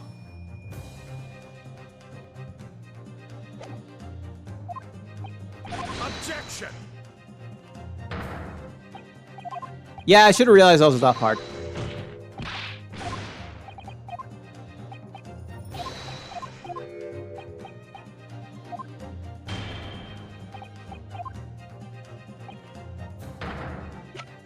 Take that. There's a single piece of evidence that can clarify what really happened 10 years ago. Let's see if...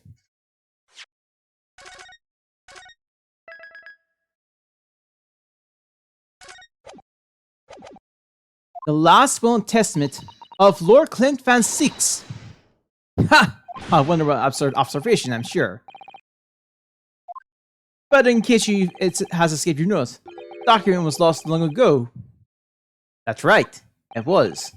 Only... I have it right here. Discovered just moments ago.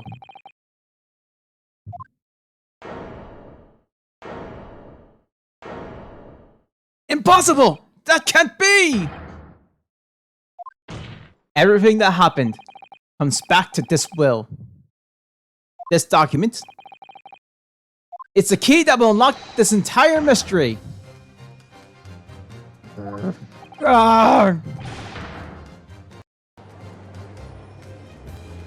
My brother's last will and testament? Where did you find that? It was rolled up inside this. Inside Karama? The ultimate weapon Genshi Isugi attained has lain dormant in the hilt of the sword all these years. Just waiting for the right time to emerge and reveal the truth. The signature and seal certainly looks official. My God, it's true. It's my brother's handwriting. There could be no mistake.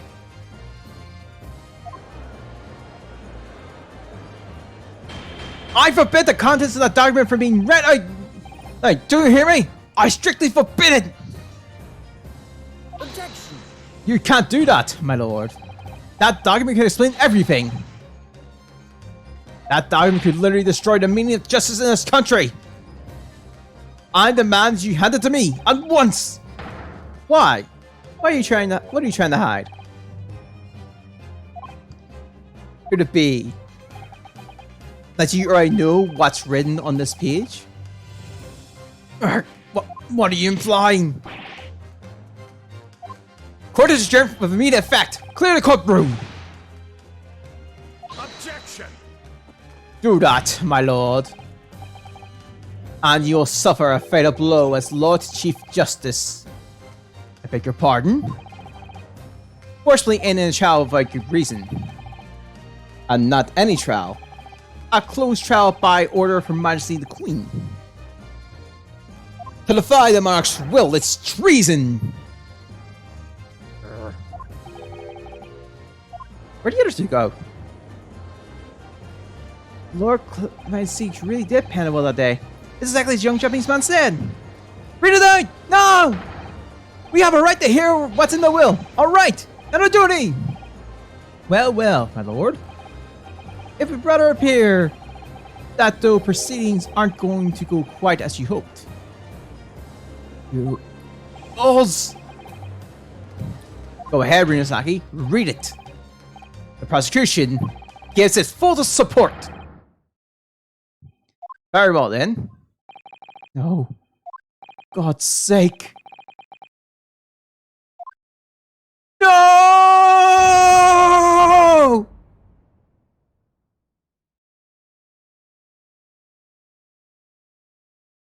I pen this, my last will and testament, in the final moments before my inevitable and willing death. The hour is 11 p.m., and I sit at my writing desk in my office.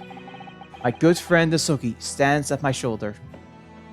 He has expressed his intent to invoke the dying ritual of the duel, that I may depart this world with honor, an honor of which I am utmost undeserving. The Japanese are truly merciful people. I, Clint Van Six, Lord of the Manor of the Van Six Estate, hereby confess to the following. I am the killer who has come to be known as the Professor, guilty of 4 counts of murder. I will not here discourse the corruption rife among the aristocracy, which is to me, as one of them, so apparent. However, 6 months ago, I took the life of a member of the House of Lords at the heart of the depravity. A demon who would habitually sacrifice the common man to further his own interests, abusing his position of power. The law is impotent against such vile avarice. Only a fellow demon can rid society of this menace.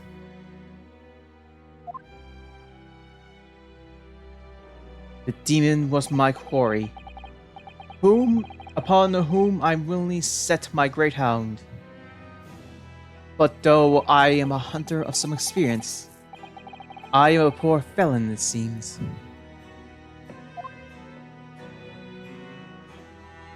My guilt was once recognized by another, and I became subject to his extortion.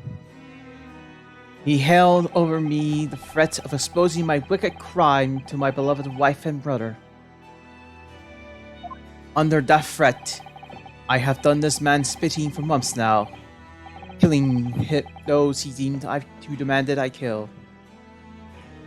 As I watched my former mentor perish before my eyes at the jaws of the hound I commanded, I realized that I had lost the last shred of decency within me, and sunk to the level of a wild beast. There is no path back to the light. Be it I or my dear friend Asuki who dies this night, I am eternally damned.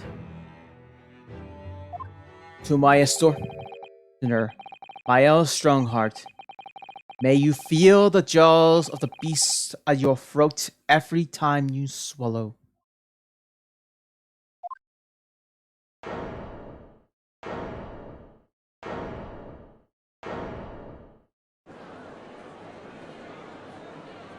So now we know, yes, Clint Van Sik was a murderer, but somebody was directing him and naming his victims.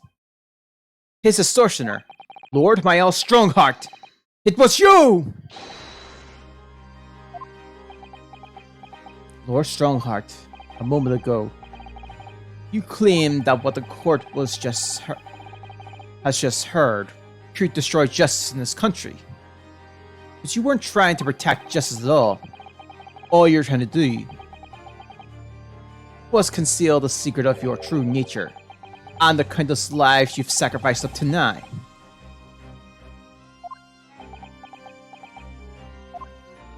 It just didn't make sense to me that the first victim, the former Lord Chief Justice, was my brother's benefactor and a man of lofty principles. As I said, Clint had no possible reason to kill the man. But you did, didn't you, Lord Strongheart? You limbed the man who stood between you and the office you set your sights on. You used your own hunting dog, Lord Clinton Fan Six, to take him down. It had to be done. London's unsavory shadows are deep, and the arm of the law fails to reach their depths.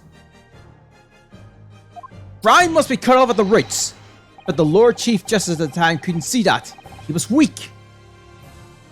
Lofty principles, you say? Tantamount to cowardice, if you ask me. Which is why I took his place, in order to fight the crime he was allowing to spread like wildfire. By murdering the man, the Reaper, the Professor, the names make no difference. As I explained countless times already, it was all done to the furtherance and law and order in London. Objection. Are you going to legitimize the murder of my father and I too? Ah, Genshin Sogi. Well, that was unfortunate. I had fully intended to send him back to Japan as we agreed. I don't believe you! It was you, wasn't it? You killed him! No, it wasn't me who took your father's life. Then who? On the night following his mock execution, I went to look at cemetery at 3 in the morning with Shingoku. Judge Shingoku? There had to be a collaborator on the Japanese side to manage Sosogi's treatment after his preparation. Sorry. Arbitration. Paulson. Never mind. Jingoku had a fierce ambition. It made him easy to manipulate. 10 years ago, after he used to trial for the destruction of the witness stand, I had a word with him. When I told him the position of Minister of Foreign Affairs could be his, he couldn't agree fast enough. Shiro. Oh. As you know, Asoki escaped the prison in a closed casket and was substantially interned. We intended to dig him out of his grave before he ran out of air. But sadly, all did not go as planned. All did not go to plan. Ah! There was an unexpected visitor to the cemetery with his own ideas about digging up graves. The man who witnessed what nobody was supposed to see. An ouch stabber. Of course, I knew grave robbers frequent London cemeteries. But that grave on that particular night. Lost! We'll find out the convict wasn't really executed. The scandal will rock the very foundation of the Empire. Then, what are we doing? Shoot him, Mr. Jingu! Shoot Asoke once! You can't live denied that this has happened. You can't live denied this is happening. He has to go. What are you talking about? You had an agreement. You promised he could return to Japan. Everything has changed now. If the truth got it because of this, both of us would be finished forever. Come on, Jingoku, do it! Pull the trigger! Shoot!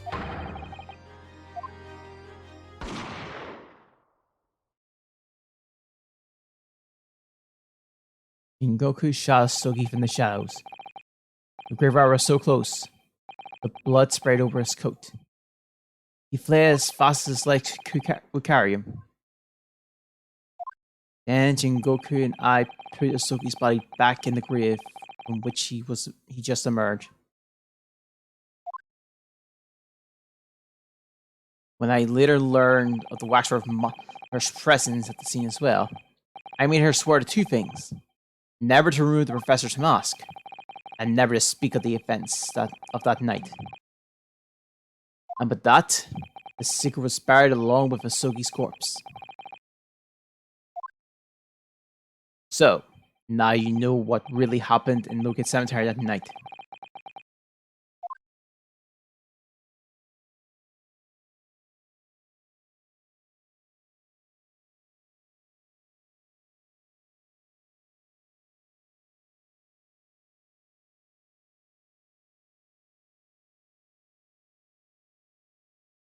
It was Jingoku, your Japanese acquaintance, who killed Asugi in the end, you see. He claimed to be the man's friend, but when push come to shove, he pulled the trigger. Just before Mr. Jingoku left the courtroom earlier, he said that the assassin exchange proposal was a demand from his British counterpart, not a request. So you coerced him too, using what happened at the graveyard. At that time, Jingoku was the Minister of Foreign Affairs negotiating international treaties with Britain. You can imagine what would happen if it came to light he murdered a compatriot 10 years earlier. He would have lost everything. I merely reminded him of that. How do you sleep at night? These past 10 years, I fought tirelessly with the darkest recesses of London's criminal underworld. And I used whatever means necessary to ensure that justice prevails and law and order reigns supreme. Objection! That couldn't be further from the truth. Fact is, you haven't fought crime at all. I dare you. I saved Clint Van Seek from dishonoring his death. Objection! Whilst behind the scenes, you systematically buried anyone who stood in your way. And then, you made my father take the blame. It was unavoidable. It was the only way to protect our justice system and public order. Let's not forget the others you've killed as well. Setting the defendant up as the Reaper to cover up the truth behind the murders and countless more.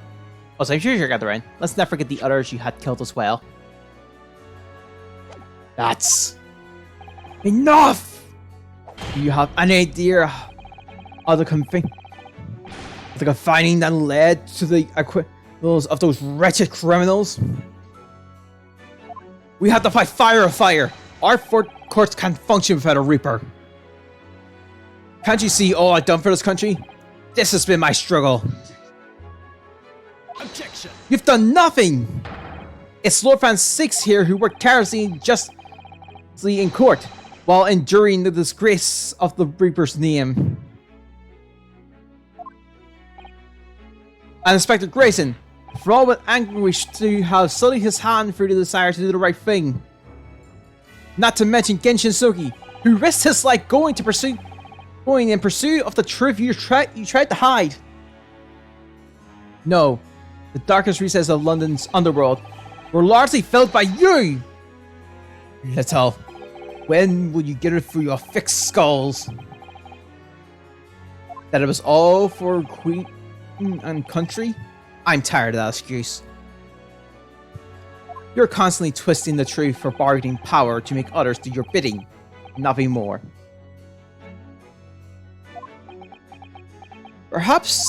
People who willingly twist the truth to coerce others have no right to call themselves part of the judiciary. I strongly suggest you don't ever talk of justice again.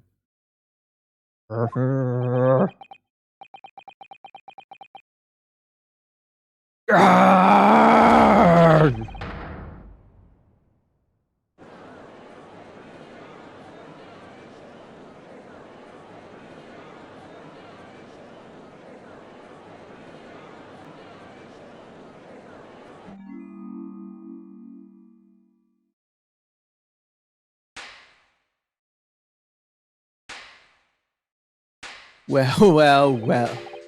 Dear me, my good fellows. Dear me. Is it gonna speed up? Well, there's a run or pause, I think. For quite a marvelous performance. That's speeding up! What are you talking about? Those delightful great expressions. The beautiful pronounced Queen's English. Really, our friends from the Far East are quite the picture of industrialization. You're fraud. Keep your mockery. Please don't misunderstand. It really is exactly as you both said. What are you trying to say? I have occupied the darkest recesses of London's underworld, and, how do you put it, done nothing. I confess it's a little embarrassing to have it pointed out so starkly, but yes, I really have done nothing, which means I can't be indicted for nothing. No. What? It's true! Personally, I have committed no crime. I merely been surrounded by fools who acted very rashly indeed. Objection! You can't get away with that! You're consistently prying on people's weaknesses. And what? Threatening them? Threatening them?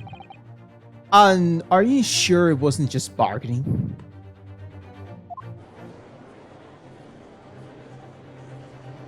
I would like to address all the good lords, ladies, and gentlemen of the judiciary here present. You all know these darkest recesses in our great capital, and deep down, I believe you also know that to fight those who dwell in there require at least some of us to occupy the darkness ourselves. So let me appeal to your good senses now. Consider the situation with me. If this catalog of horrifying revelations were to become common knowledge among the 6 million inhabitants of London, what might happen? Learn that the infamous murderer of royals and nobles was a respected member of the aristocracy himself. That evidence was fabricated in a scapegoat trial amid secret negotiations with prosecutors to effect the jailbreak. That the Reaper of the Bailey was an organized group of assassins managed by a Scotland Yard inspector. And finally, that it was all masterminded by the Lord Chief Justice himself. If the general public of Britain knew the truth, all faith in the police and the prosecutor's office would be completely lost, without doubt. Public order in the capital would completely break down. We'd be cast into the lost days of the last century. Precisely. As it was 100 years ago. When 1 in 10 of the population were criminals. Think what we accomplished since then. A public police force. A comprehensive set of laws. And if you want to continue to protect this new era of law and order, I say again, we must at times occupy the darkness ourselves.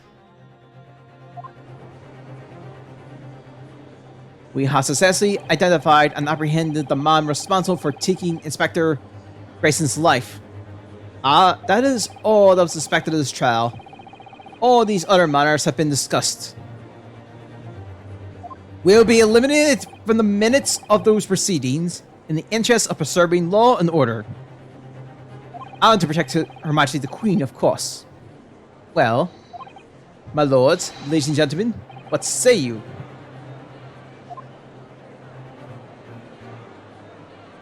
He has a point.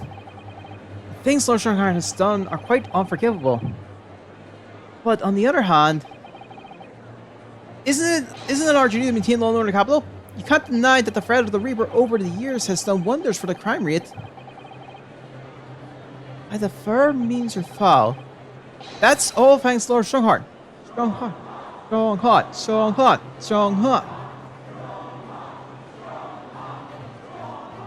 Are you hearing this? This is the will of the British judiciary?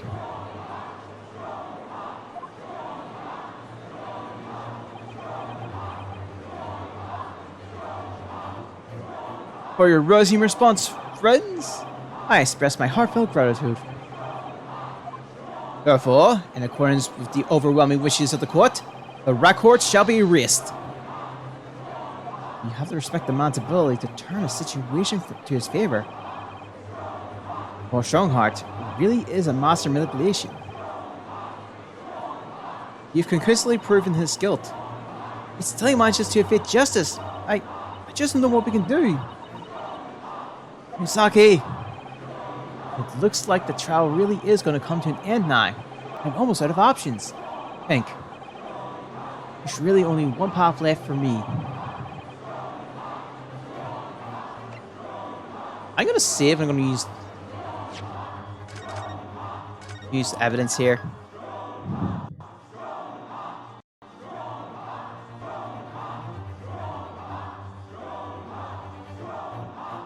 Okay.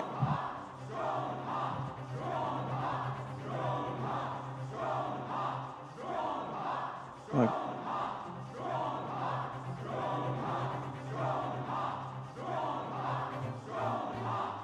Oh yeah, yep.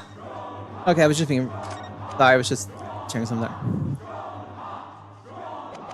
Okay. Oh yeah, we have one option left too. Yes, as I know only too well, the only thing that carries any weight in court is hard evidence. But Mr. Naruto, what evidence is sort of used at this stage in the trial? I have an idea. I don't know whether anything will come of it, but if there's ever a time to use this particular item we have among the evidence, it's now! Bunny Shones, take us away! Take that! Oh my! Yes! Mr. Shones asked us we had that with you earlier. We exposed all of Lone Heart's wrongdoing now.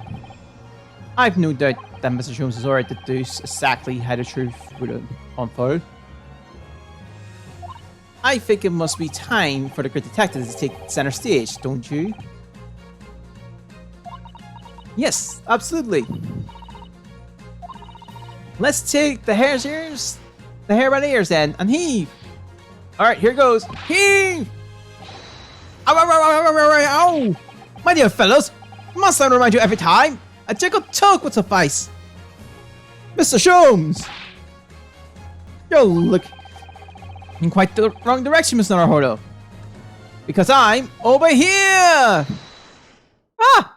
Mr. Naruto, he's a hologram! It's Mr. Shones!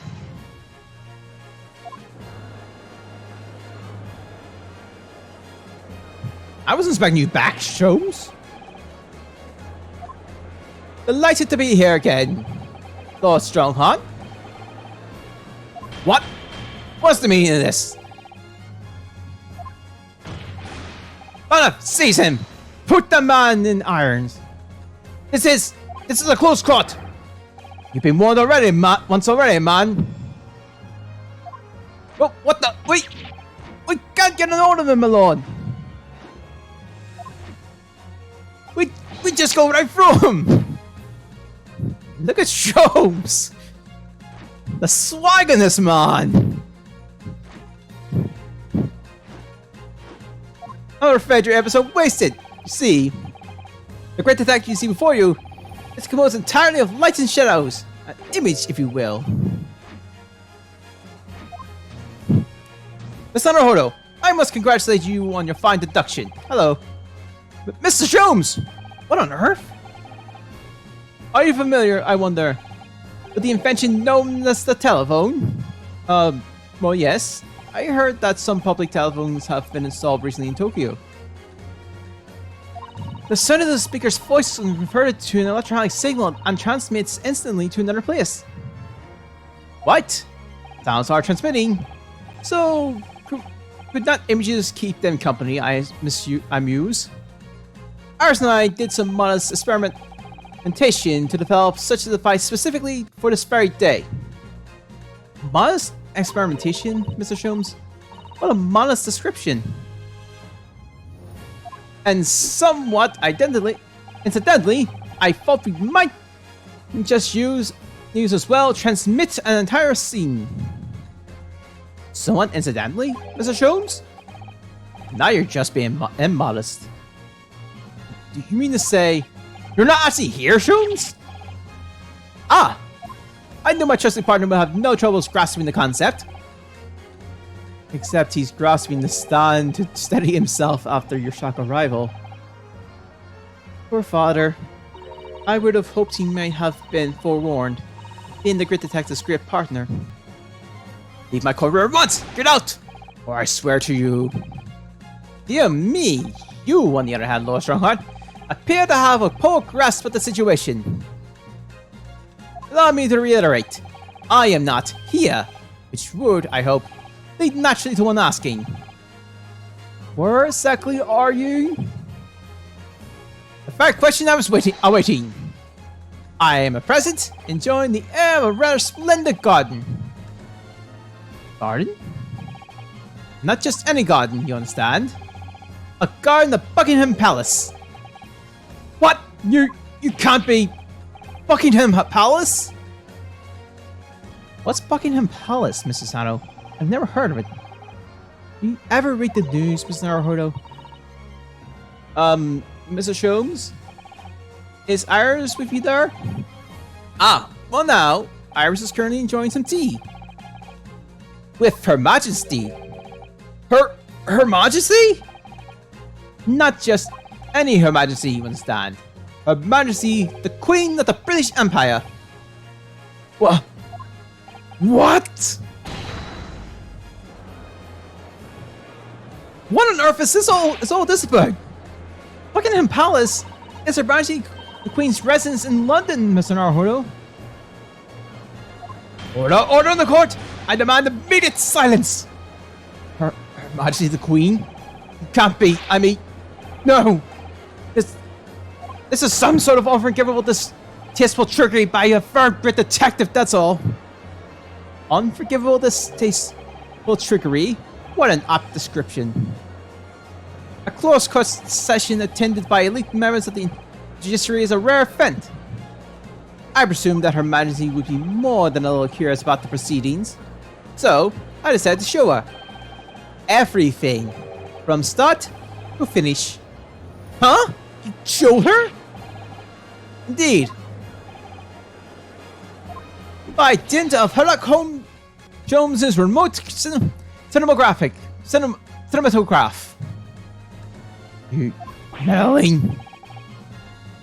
This is some kind of nightmare. Just as I appear to be standing before you, regaling you with talk of my latest invention, no doubt you've inferred that the reverse is also true. You don't mean Her Majesty has seen and heard every moment of the proceedings. I assume there be no objections. After all, every trial in this country has conducted under the auspices of Her Majesty, as you know. You. I confess I am quite impatient to hear Her Majesty's opinion about the unforgivable, distasteful trickery in which you've been engaged over the past 10 years. No, I was merely... Oh, so sorry to keep you all waiting. Vicky and I had so much to talk about. Iris, there you are. In fact, I have a little message from Her Majesty. If Her Majesty, a message? Well then, if everyone's sitting comfortably, forthwith and with immediate effect, all authorities previously afforded by Mayor Strongheart is hereby revoked forevermore. Furthermore, he will be prosecuted for crimes against his country in a public trial by jury in the coming days. So, it seems that Her Majesty doesn't believe we need to fight fire with fire. Justice in this country needn't be administered from the shadows at all. Aiel Strongheart, the darkness you fostered to conceal your despicable actions these last 10 years is a thing of the past now. After today, your brand of law and order has no future. Because no longer you are the Lord Chief Justice. In the eyes of the all and of Her Majesty the Queen, you are nothing but a criminal.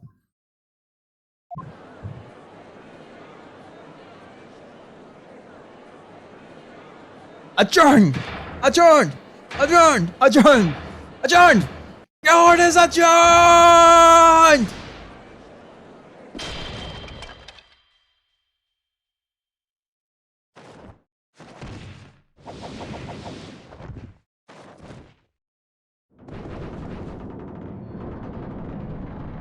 That's well, Ravala.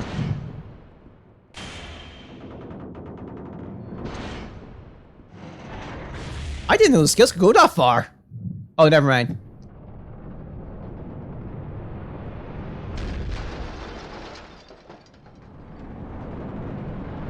Oh! That is a cool way to end this. In the fires of judgment, he has been deemed.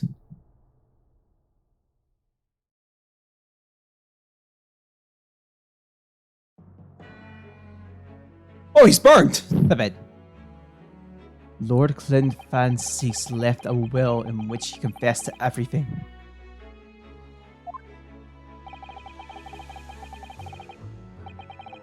When those words came out of Sogi's mouth, it deranged me completely. I knew I must do everything and anything and everything in my power to contain the situation. But I couldn't find the damn document. I searched as hell, but it wasn't there. Which preceded out the jailbreak plot, I presume. What do you mean? The need to attain that will was all-consuming. I was sure that I visited Sogi's escape. He would emerge with the will somewhere in his person. But despite searching his limp body in the cemetery that night, it still eluded me.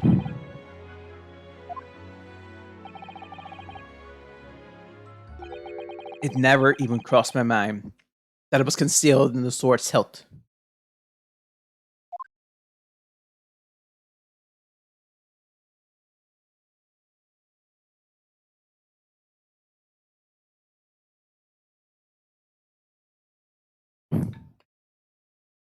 What pains me now is that my brother left this world without a word to me. I'm sorry, Lord Van Seeks. In point of fact, I think perhaps this isn't the case. Sorry? How can that be? There's more in his last will and testament. What?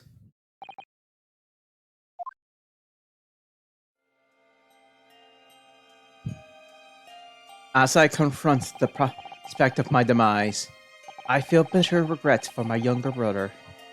Barack, you've always looked up to me, and now you follow my footsteps to become a prosecutor. It is my fervent wishes that my unspeakable deeds should not hinder your advancement. I ask not for understanding, for none can understand my depravity. I ask only for forgiveness.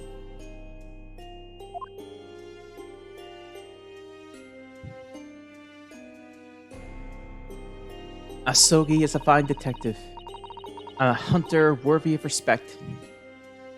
He has agreed to honor my final two wishes. The first is that this document survives. The second, I cannot commit the paper. I have confessed my sins to my wife. May she find resolution in my death. With my eternal gratitude to my Japanese friend, I rest my quill. Clint Van Seek.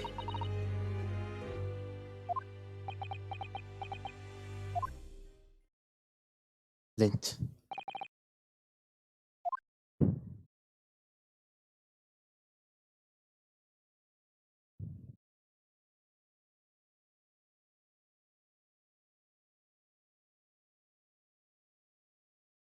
Ayel Stronghorn. You colluded with Shichiro Jinkoku and a criminal plot so merged it spanned the ocean. Well, the oceans. And you cold-heartedly murdered all those who knew the truth about what happened 10 years ago. Why did you set about that now? A whole decade later.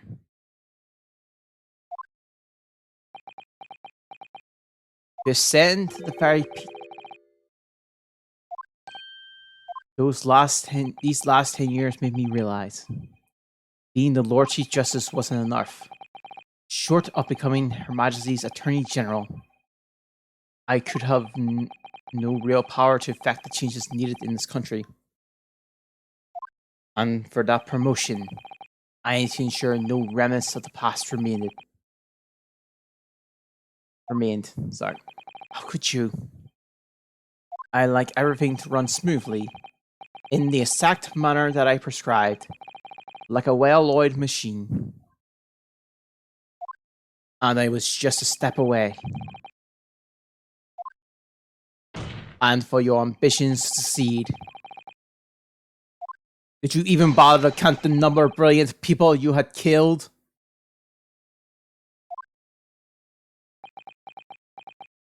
Ah, Mr. Reaper, are you not forgetting something?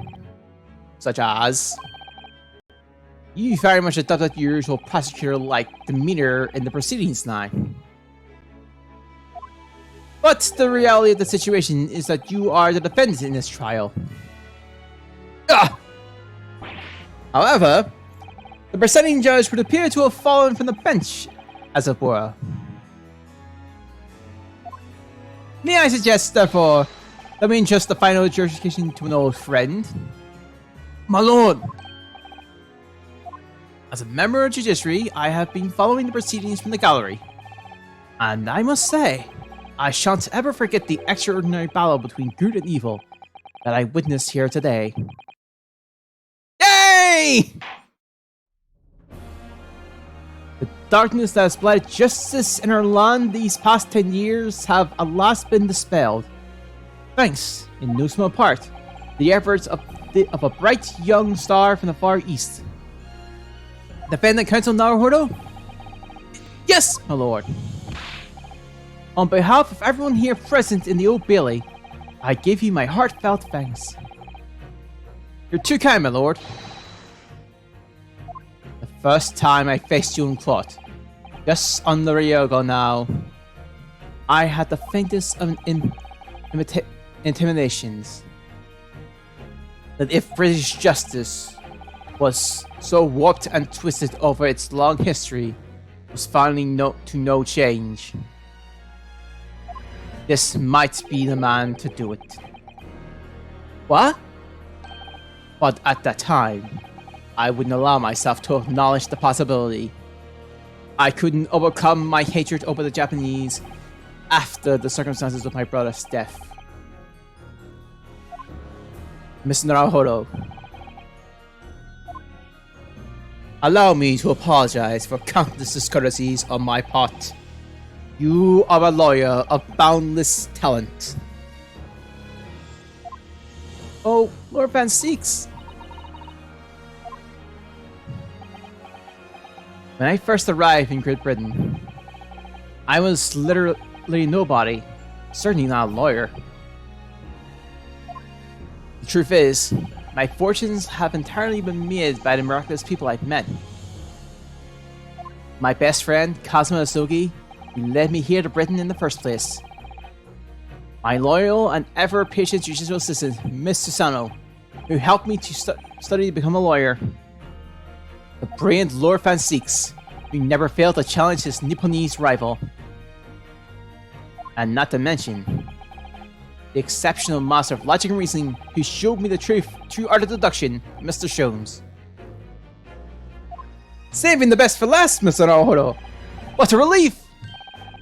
I'm well aware that with all those people's help and support, I wouldn't be where I am today. The true proof is a guiding light that always led to happiness. I lived by that principle for a long time now, but actually, It's not true. The truth can also cause great pain.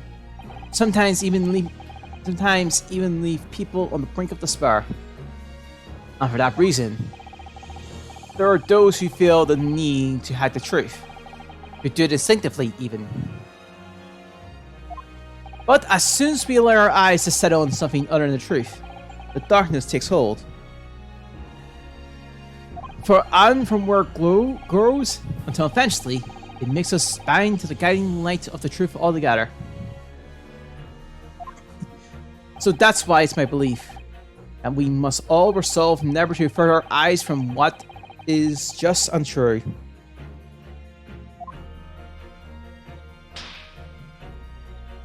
So that we can continue to walk the straight and narrow path ahead.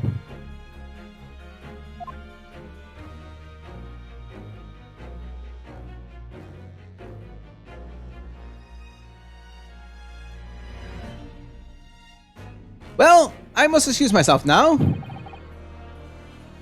But before I go, Mr. Naruhodo, let me compliment you on your grand opus.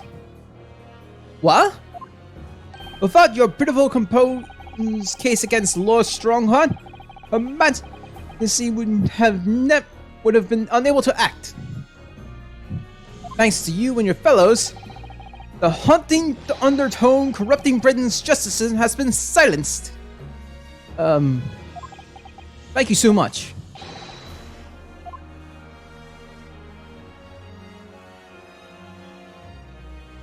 So, until our paths cross again somewhere. Well then, it would appear that this long trial has finally come to an end. My apologies for any anxiety caused, my lord. I'm quite sure we shall meet again here in the courtroom before long. Prosecutor Baron Van Six. In conclusion of these proceedings, I hereby declare the defendant Baron Van Six not guilty! Yay! Confetti! Hooray! And still, who keeps putting up those fireworks?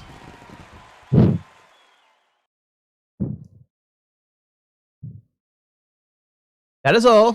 Court is adjourned. Oh, the sweet sound of that gavel. Music to my ears. It doesn't feel right doing the travel like that. But from November, 4:21 p.m., the Old Bailey Defendant's Antechamber.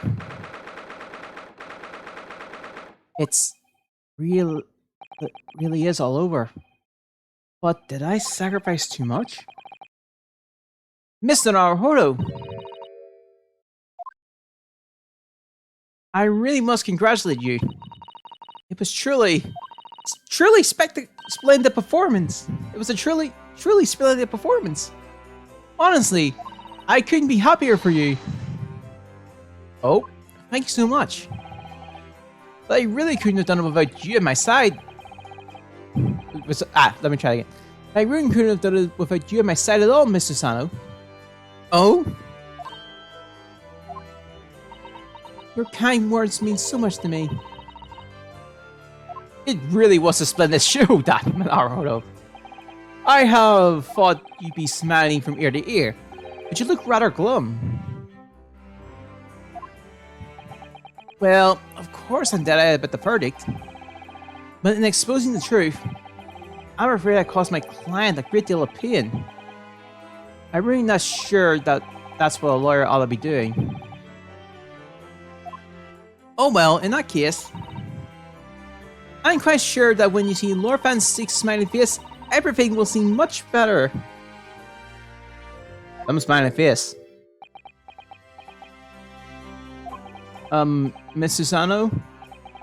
Everything seems worse. He has a face like thunder. Oh dear. I'm really shooting her soon. Mr. Naruhodo. Yes? Almost a year it's been now since I first encountered you here in this courtroom. For you to have risen to the level of excellence you demonstrated today, Well, it's quite remarkable. But I suppose the most unpalatable truth you could ever have imagined in court today.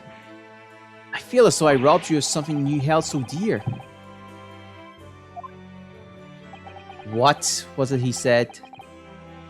To fight those who dwell in the darkness requires at least some of us to occupy the darkness ourselves. But that was just a feeble excuse of a coward. Only those with a steadfast eye for the truth have what it takes to fight the darkness force of crime. You made fine work of establishing the fact in court today. Oh. Well, thank you. What magnanimous words. I'm quite sure the Cosmo-sama would have a smile on his face at this very moment if he were here. Cosmo.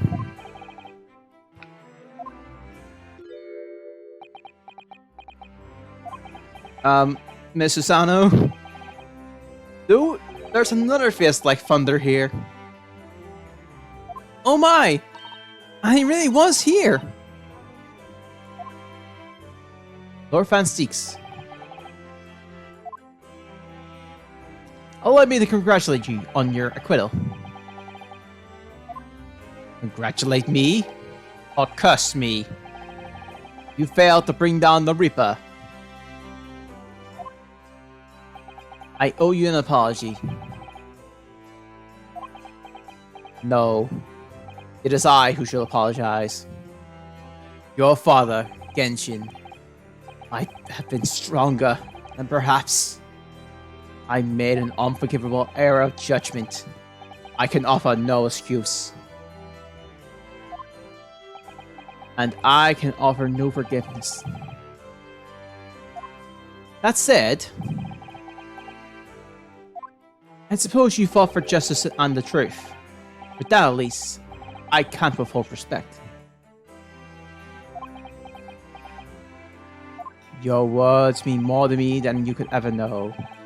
I will hold them dear. Cosmo-sama.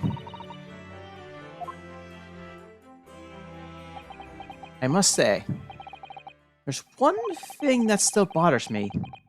What's that? The will that Lord Clint Van Steeks wrote before his duel with my father.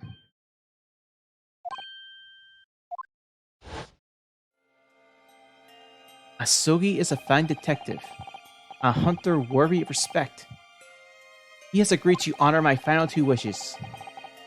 First is that this document survives. The second, I cannot commit the paper. I have confessed my sins to my wife. May she find resolution in my death. My eternal gratitude to my Japanese friend, I rest my quill. Clint Van Steeks, his second request. Why can the second of his final wishes be? What can the second of his wishes have been? That your father agreed to honor, you mean? I think perhaps I might be able to shed some light on that. What? Father! It was 10 years ago, as you know, the day before the execution was scheduled. I went to the prison to say a farewell to Genshin. I will say my farewells to Genshin.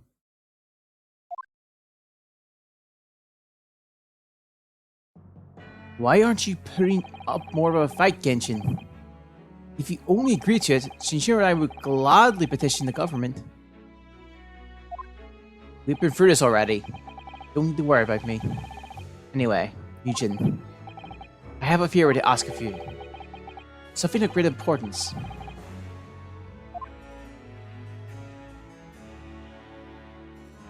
You're one of my greatest friends, Genshin.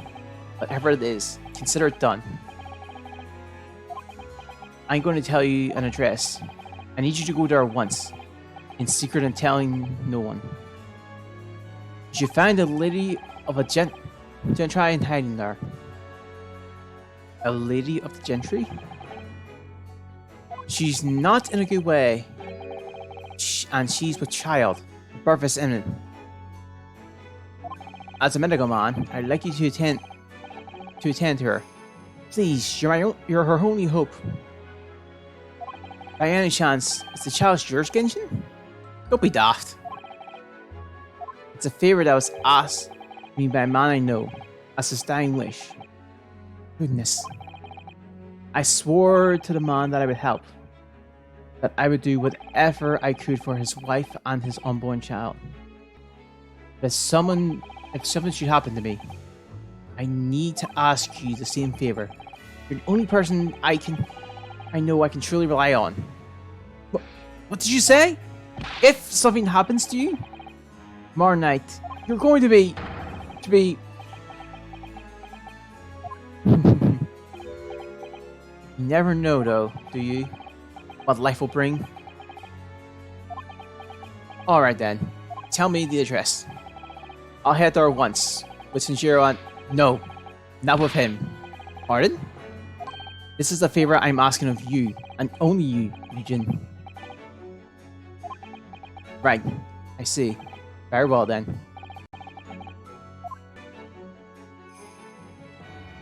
That very night, I caught a train to Huntington to Dartmoor and Devon. I found an old house in the middle of nowhere. It was an old hunting hound lay asleep on the ground.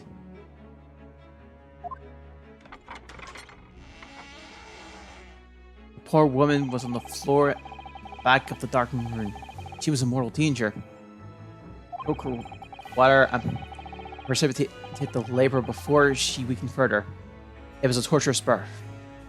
I did everything humanly possible for her and her child.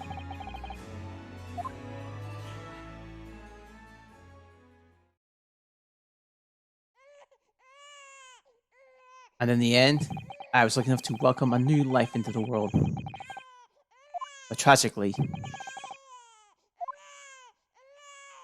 my efforts to save the mother's life were in vain. I held a healthy newborn girl in my arms and wept for longer than I cared to remember. Eventually, in something of a daze, I look around the room. There was a precious little in it, but an old trunk caught my eye. It had clearly been well looked after over the years, made of top quality leather and fine stitching. But it was when I saw the emblem on the side of it, everything dropped into place.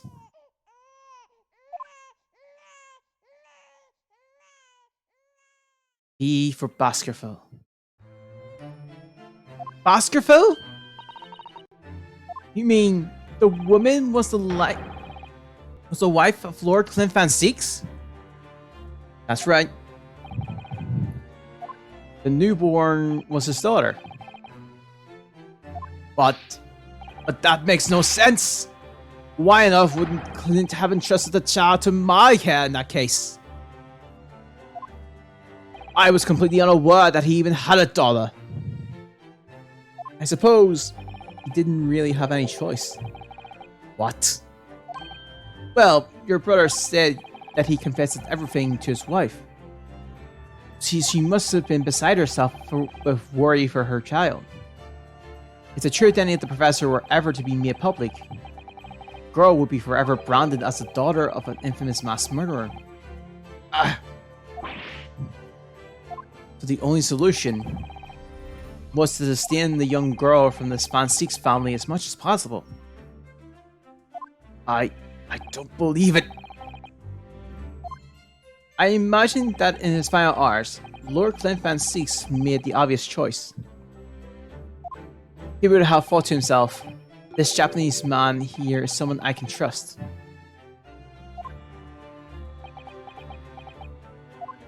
I honored my promise to Genshin, of course. However, only a month later, I was summoned back to Japan. And without disclosing the parentage of the child, I couldn't obtain permission to take her with me. Oh, how awful. I was completely at a loss. In the end, I had to ask my great friend. I asked him if he would be a father to her. That being Mr. Sholmes, I presume? Yes. He took one look at my eye and agreed to it on the spot. Mr. Sholmes he has a heart of gold. Really, all can be said that I did for the child was to give her a name. Oh! When I came to Britain, I tried to escape from the grief of losing my darling wife. So it was her name that I gave the little girl. Her wife's name? Professor Mikitaba? In other words, the name of my mother. Aunt Ayame Mikutaba. Oh! That's right. Ayame. Or in English, Iris. Iris.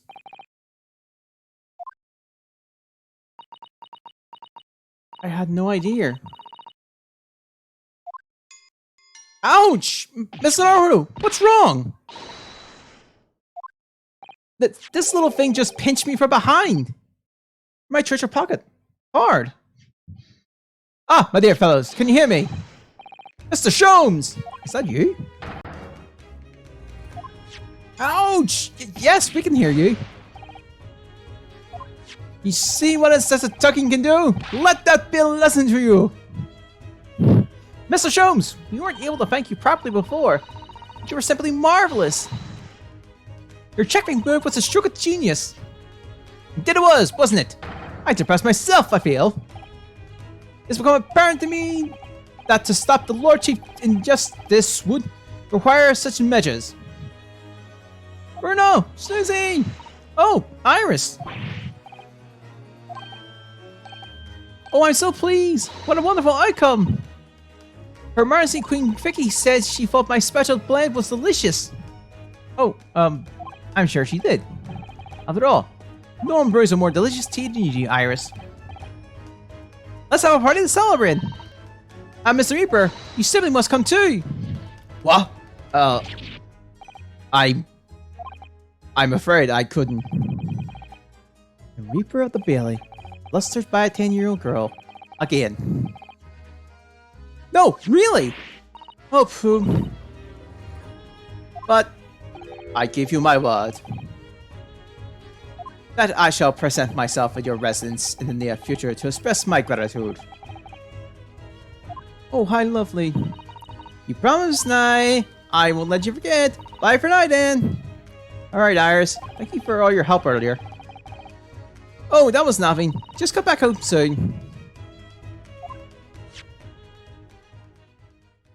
Ouch! One final pinch goodbye, was it?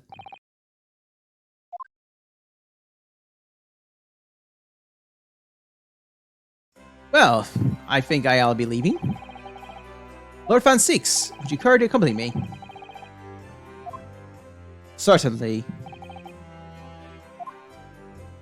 Mr. Naruto, allow me to once again to express my deep gratitude to you. I believe you saved my life.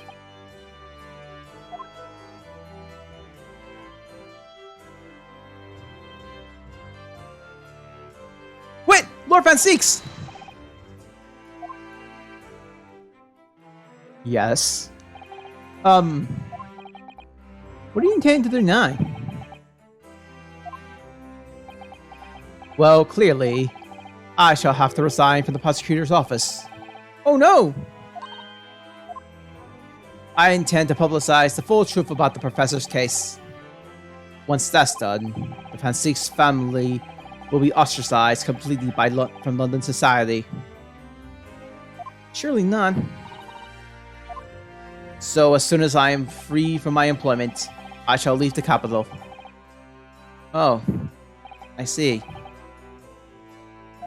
Don't be a fool. Are those the actions of a man once feared as the mighty Reaper of the Bailey? I beg your pardon. For the past 10 years, you endured such pseudoism and been cast as one of the dark forces yourself. Now that you're finally been free from that this repute, your battle's just beginning, surely. Well, I certainly never expected to hear those words from your lips. I waited for a long time to come to London. Now I'm properly here. I intend to learn all I can. Anyway, goodbye for now. Rinusaka Naruhodo. Asuma Soki. It seems as though he really matured. He's really mature suddenly. He's not the only one who's matured, Mr. Naruhodo. Huh? Well, I think we should make our way back to Baker Street. We must help Iris with dinner tonight. We must. I guess we're going to help. It was then that I came to an important decision about my future.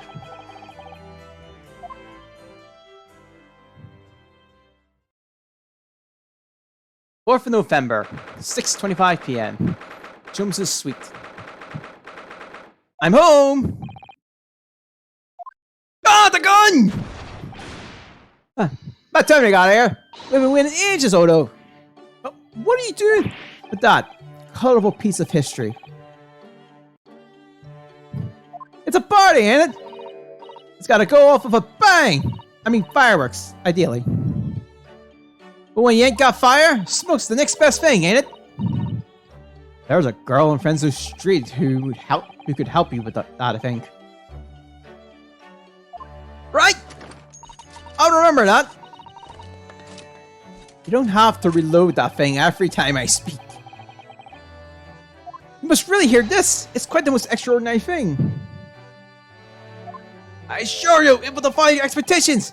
Take down every detail now, Megataba. Ah, the world-famous great detective, regaling his partner with the tales of his adventure. A sight to behold. Would you care to hazard a guess? Where do you suppose the fiendish runaway had concealed himself? Would you believe inside the trunk I found abandoned in his cabin? I would believe it, yes. I say, Mikataba, and it has not a hint of surprise. I wonder why that is. Maybe because I was there at the scene as well. Sholmes. What? You were? Then why the deuce didn't you say so before? Not quite the sight I was suspecting to behold, but still. It's not hard to feel privileged to see it. Hello, Mr. Sholmes, Professor Mikataba. I'm finally back from the Bailey.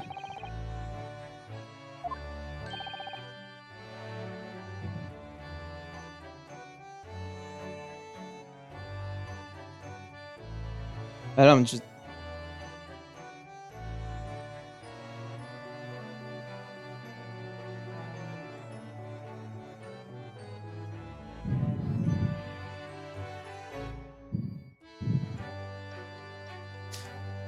Okay, and not a moment too soon. A feast prepared by Iris and Mr. Susano awaits. I must say, I haven't seen Susano look so happy in a very long time. Ah, Bruno, there you are. Dinner's on the table, everyone. Please, do come take a seat. Down the filthy boots.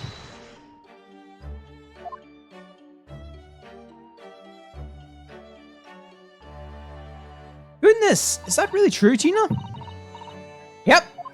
I'm losing my copper's clover and going back to what I know best. It's a different life for me. You're really leaving the police force? Why, Ginny? Well, the boss ain't around that more, so... Oh. Anyway, no matter how hard I try, we ain't going to accept that Evan Turner dick, is he? Well, people can change, you know. Oh yes, that reminds me. I rather thoughtfully offer to relieve the barrel of this now defunct piece of evidence. Eh? It's the inspector's pocket watch. And the crown has been reattached. The watch was his pride and joy, a symbol of his great achievement at Scotland Yard. For 10 years without fail, it measured every second of the man's remarkable career. But now, it stopped.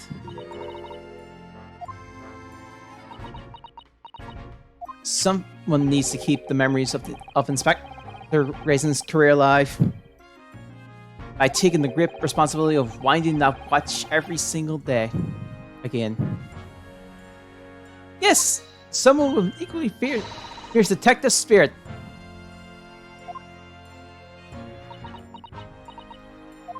It's gotta be me! There ain't no one else! Quite right. I mean, after all, the boss was... Well, it was my boss. Yes, Jenny, yes he was.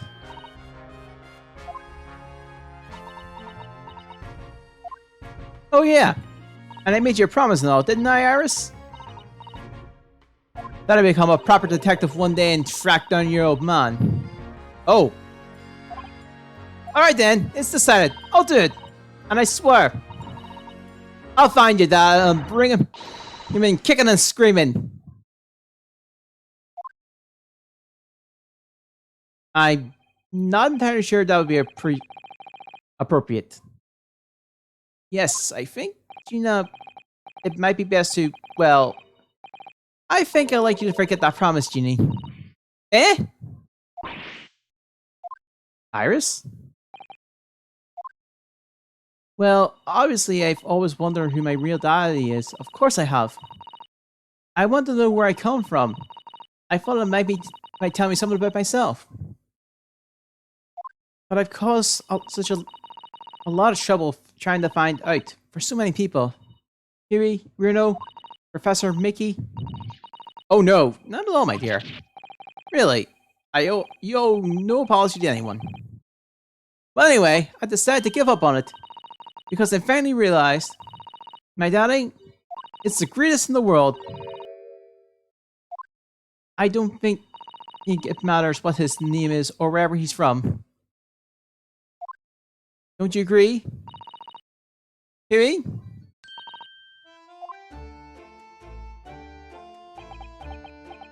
With every word, Iris. Thank you, Huey. Thank you, Daddy.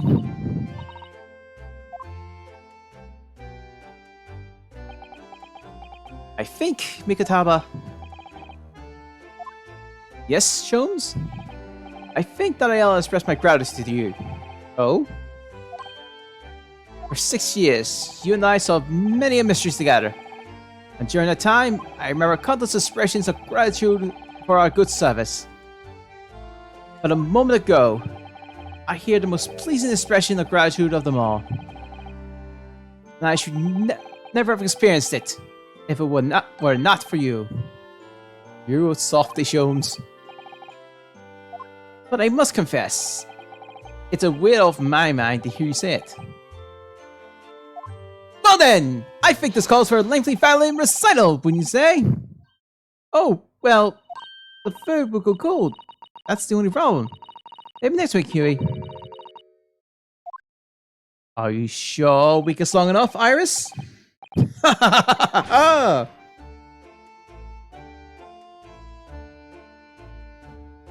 Even amidst the most troubling of cases, even reeling from the most shocking of revelations, returning in the evening with this suit, in this suit of rooms, there's always warmth and happiness to be had.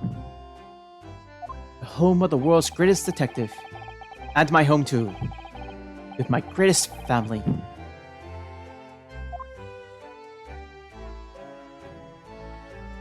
Fourth of November, 9:37 p.m. Naruhodo's legal consultation.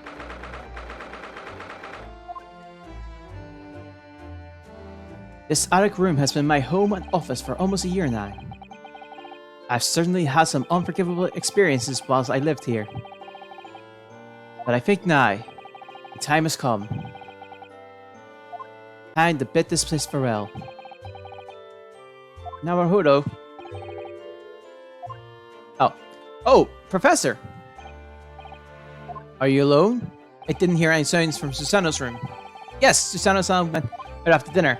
She took a carriage. Something about an important matter she needed to take care of. Ah, I see. I wanted to thank you for what you did earlier. Oh? With Iris, I mean.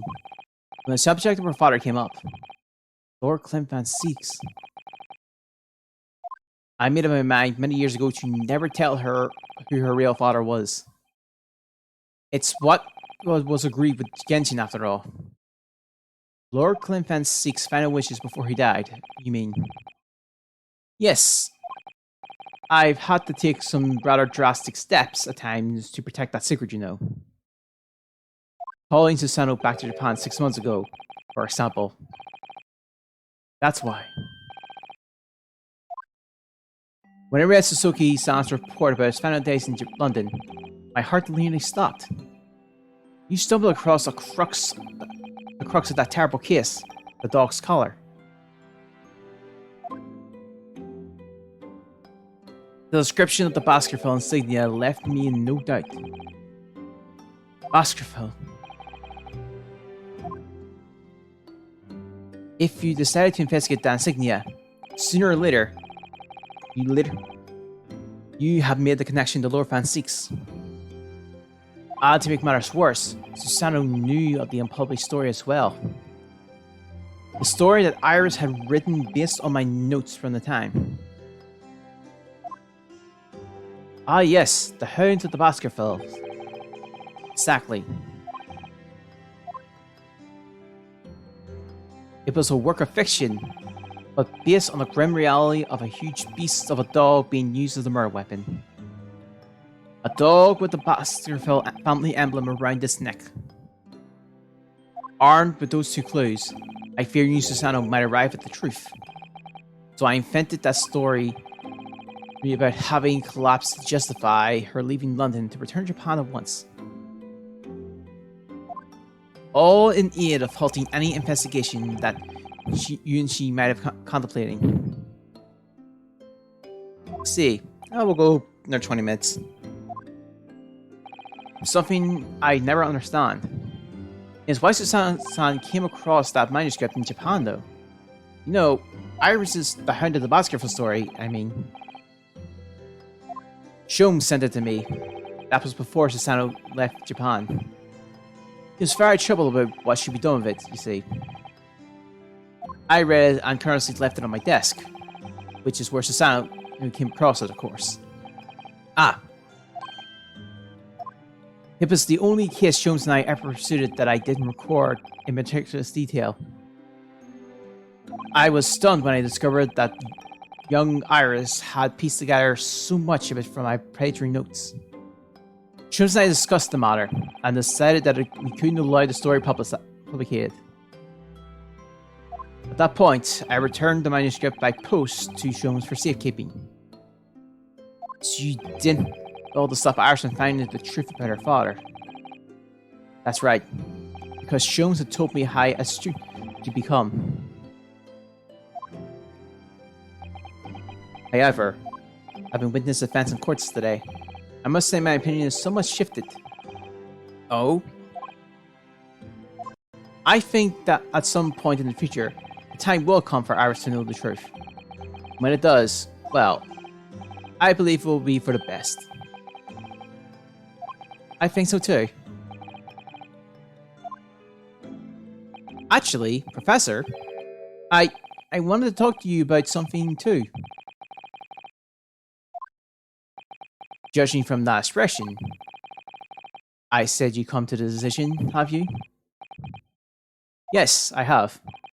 I will be returning with you to Japan. Are you quite sure? I'm really only here as a substitute for Kazuma. But he's here in Britain now, as originally intended. Locum student Naruhodo doesn't really have a right to stay, I think. I see. Looking back now, when I first arrived here in February.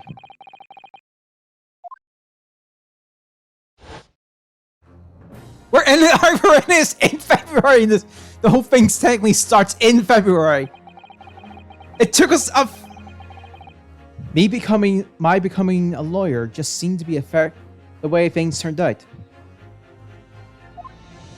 Kazuma, Susanoo-san, and Mr. Sholmes all gently pushing me in that direction.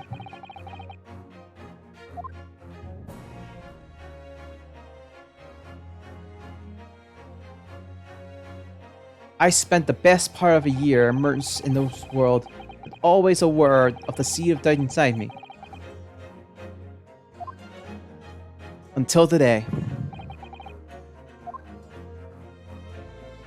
Standing in that court earlier, all doubts vanished from my mind. It's supposed to be starting in September, but we did make it to we did finish this in February, where it starts time-wise. I was totally focused. I was sure of my own beliefs in my client. I was sure I could see the trial through. And at the end of it, I finally realized no one else could chose this path for me. I chose it myself.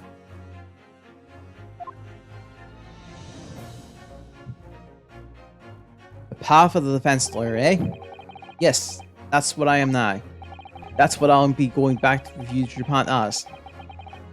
And that's the path I'll be following for the rest of my life. Well, it sounds like you've made quite a resolution here. I have. Very well then. I must say, it's extremely welcome news. I shall make arrangements for your return first thing tomorrow. But I don't imagine we'll depart for a few days. Not with the symposium having been cancelled now. It's a shame. Never mind. I'm sure there'll be other opportunities in the future. Well then, I bid you good night.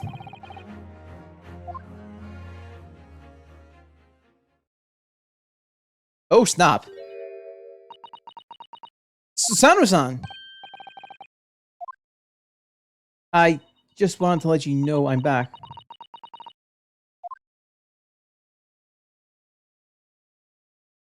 Did you, hear what your father and I were discussing? I'm sorry, I did. Yes, I couldn't help but... Oh, how much did you hear? Well... the part about Iris' real father, I think. In other words, from the beginning. So you've made up your mind. You'll return to Japan and continue working as a defense lawyer. Ah, yes. I'm sorry. I realized you should have consulted you about it. I did want to earlier this evening, actually. But you already gone out. Oh no, that's quite alright. I already knew that's what you decided, Naruhodo-san. You did?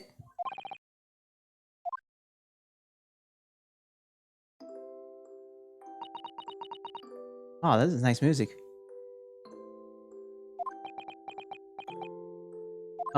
Susanoo-san? Ah, yes? I suppose this means has to be farewell soon. Suppose. You'll be a great help to Kazuma going forward. I mean, I know he's a brilliant lawyer, but he's new to the British courtroom. He'll certainly benefit greatly having a brilliant digital assistant at his side. I'll do my very best. I wish I could say it. I just can't. I can't ask her to come with me. After all, she was always supposed to be coming to Britain as Kazuma's assistant. It's growing late. We should both try to get some sleep. I'm sure you must be exhausted after today. Oh, yes. You're right. Before I retire, let me just say one more time. You really were quite splendid in the court today. If you ask me, anyone who thinks of you as a substitute or locum should be ashamed of themselves. Susanoo-san. Thank you.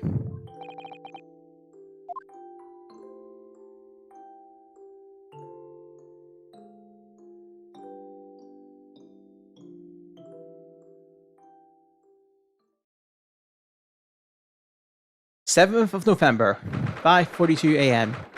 Port of Dover, Warside. I can't believe this day finally come. This day has finally come. You're really leaving then, Bruno? I'm afraid so, Iris. Thank you so much for everything. I don't know what I'll do without you, without your wonderful cooking and delicious tea.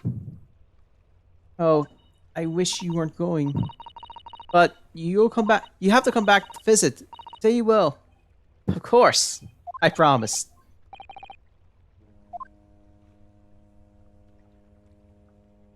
Well, it's been a brief reunion, but it was a pleasure to pursue Kiss with you again after so long. For a while, at least, it felt like old times.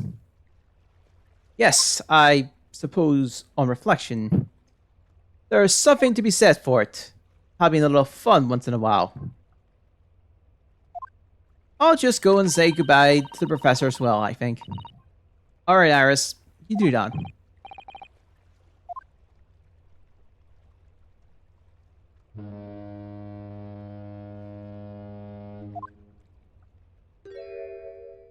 Susato-san.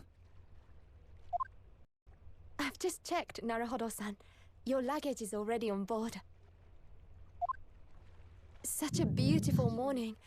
Perfect for embarking on a journey, isn't it? Before I set off, I'd just like to say how thankful I am for everything you've done for me. And give my warmest regards to Kazuma, please. Actually, I think you ought to give him your regards in person, don't you? Sorry?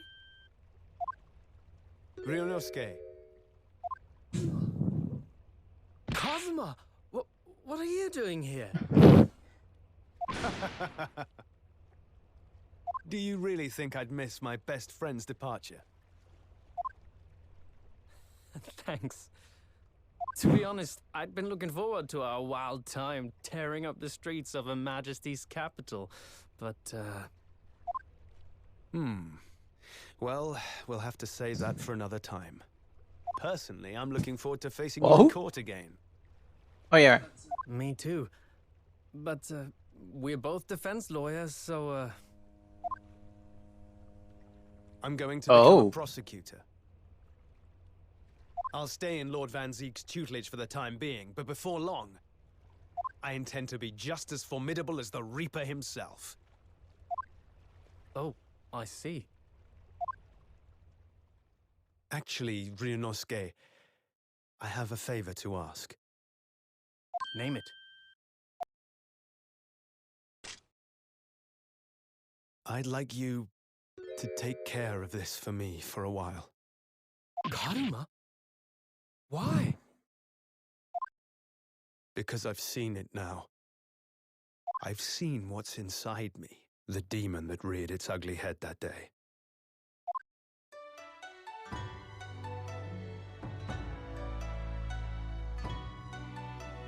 It was only for the briefest of moments. The last time I came face to face with that inspector, but it was unmistakable. I wanted to kill him.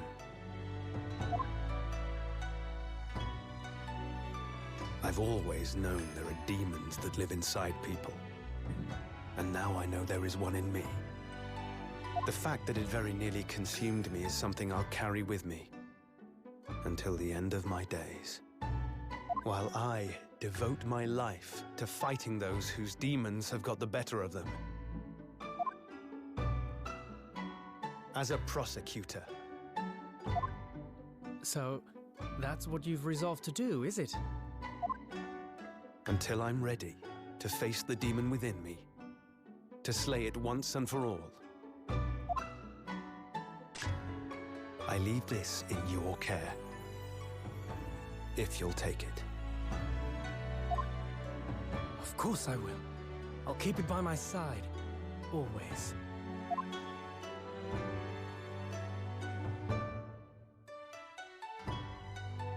Until we meet again, then.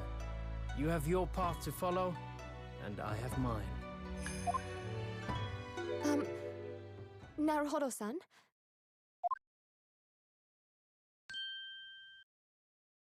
the path you're going to follow from now on. I wonder if I might follow it at your side, and unless I'd be a burden. What? I mean, would very much like you to come with me. But aren't you... You're so predictable, Ryunosuke.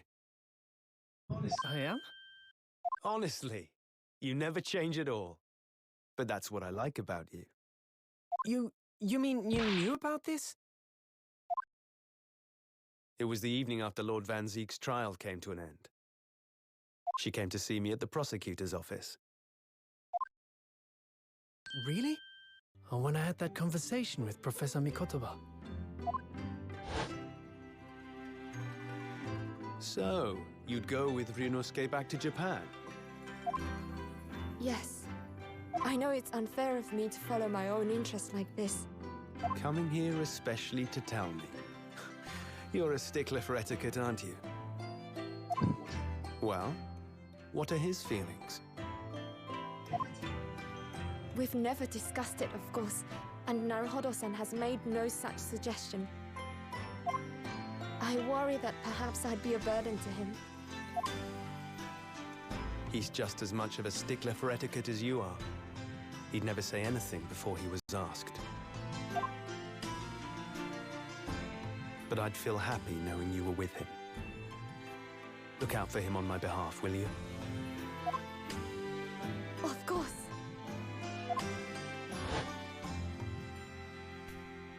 Susato-san. What do you think, Naruhodo-san? With you by my side, no trial would seem too daunting. So if you're willing, I'd be honored if you'd come with me. Together we can take on the world.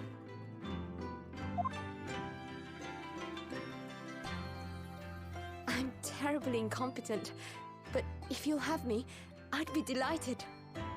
Oh, no, not at all. If anyone's terribly incompetent, it's me. You just managed to turn her around. Ah! What's wrong? Your luggage, Susato-san. There's no time. The ship's going to set sail any minute now. It's all right. There's no need to worry. As it happens, my luggage is already on board too. It is? Your fine judicial assistant has everything in hand as always, I see.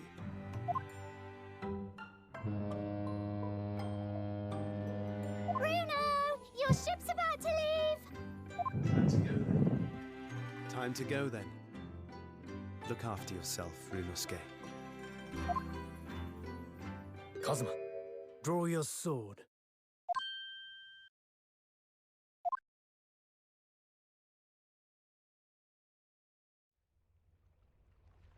Oh, is Zanami in it? Maybe.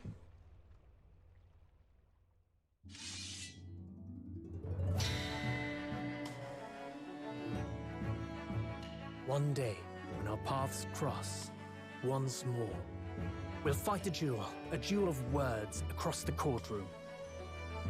A day I eagerly await as a lawyer. I've been waiting to hear you say that, partner.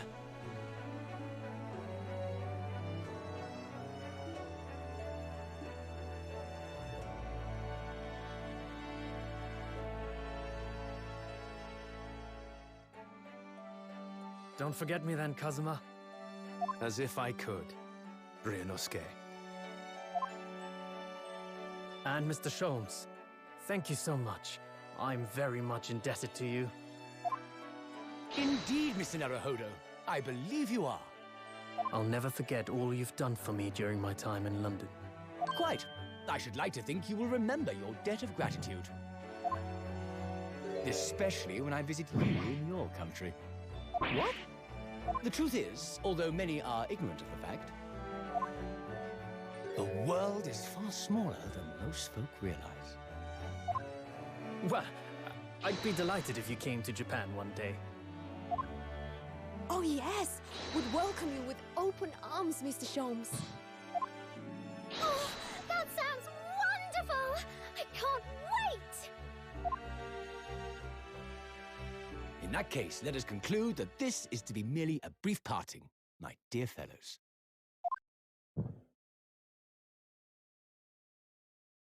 And that brings us to the end of my adventures in Great Britain.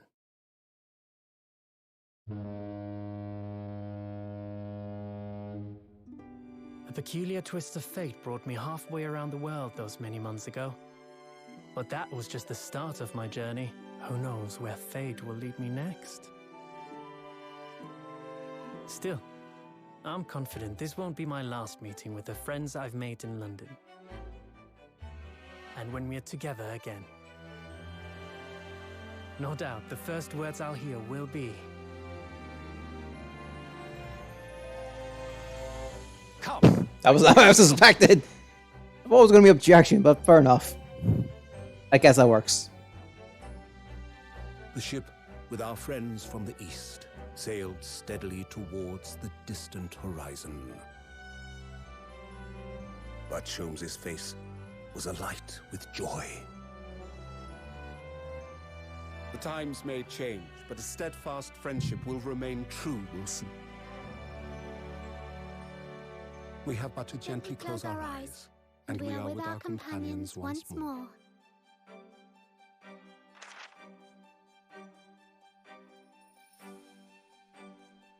So I do just that. And when I do, I can hear his strong, familiar voice ring out. Doesn't feel right about it. Until we meet again, Bruno. Oh, that basically covers up Ace Attorney 1 on 2. Great Ace Attorney 1 on 2. Oh, that's been a journey. And honestly, it was very much of an enjoyment. Like, I'm not... Oh, I've been thoroughly in day with inquiries about my remote sonography since day. I have no printing of biological goods. And what are the promised closed secrets? Seriously. Anyway, I decided to be absent from London in order. It's in order. As a journal climate change, and to return, perhaps. I understand the virtual class incurs no change whatsoever. I could have did that better. But yeah, it's really has been a thrill. Alright, so I'm enjoying it. I gave a little note to Huey the other day. It just says, "Thank you for everything, Daddy." But it made Huey cry.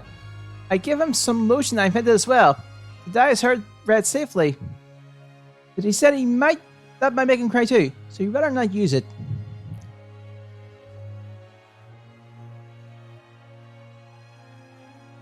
Yeah, oof. Maybe very enjoyable too. In those days, when I was known as the Ripper, I felt your presence at my side. Once unable to bear the burden of the grim pseudoism, I even retired from the courtroom. Despite everything, I still wore your prosecutor's badge with pride. But the darkness that once beset me no more, as you too, is no more. In the words of a young foreign friend of mine, I must strive forward towards a brightful future.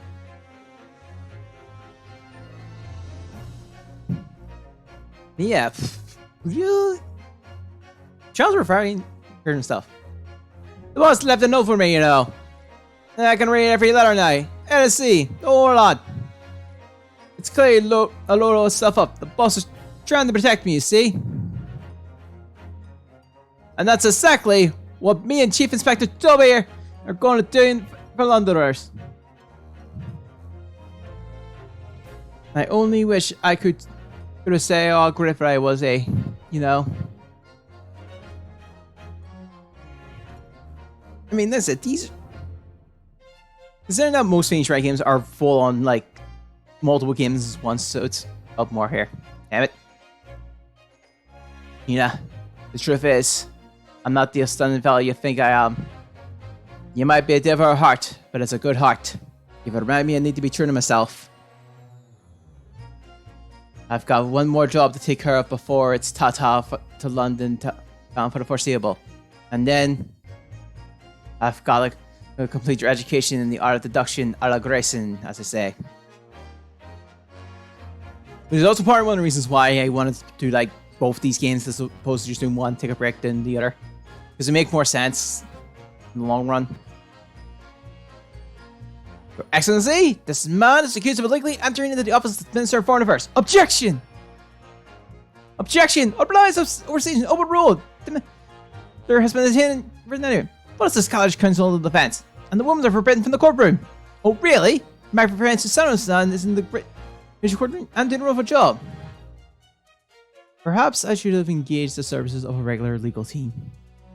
Ah!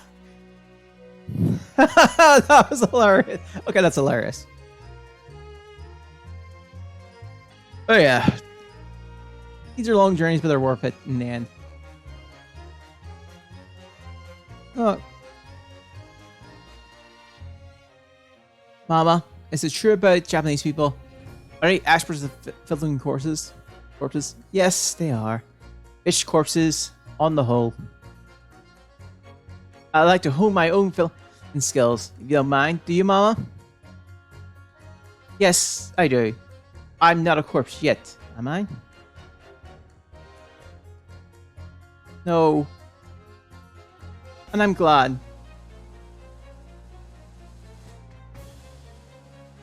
Yeah, I kind of feel bad for like knowing for that, like the whole thing of it being weird. This is a duology, and the other shoes have been trilogies. Well, the Edgeworth game was a duology, wasn't it? Here I am again, bitten on the invitation of my hero friend. He sent me a fire letter saying he'd like to show me around now that everything's settled. But what have I done? I was so excited. I packed the spell down. My goodness! Oh, Barack, come to my rescue game, please! I wish I could just finally sit the finner sometimes. Again, I may have misread that. But yeah, I would something say like if you are like no official novels, these are definitely official novels to play.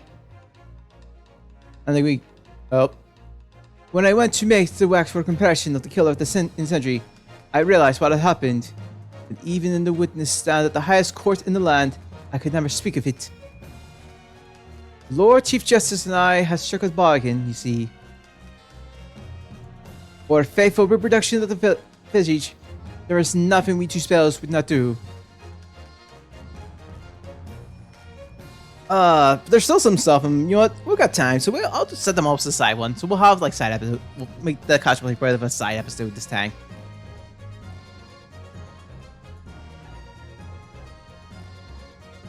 Hee, everyone calls me the gossip. I sell turning little tidbits to passerbys, you know. Hee, everyone calls me a popo, and I sell a spaghetti more than a. Hee, everyone, she called me. No, I cannot do it. This is ridiculous. Oh, Dilly, hi. Charming. You've been lots of new friends here, I see. Yes, and when we release, we're going to strike it. Ah, damn it. I'm going to strike it in the rich. Maybe. Oh, the music's been brilliant.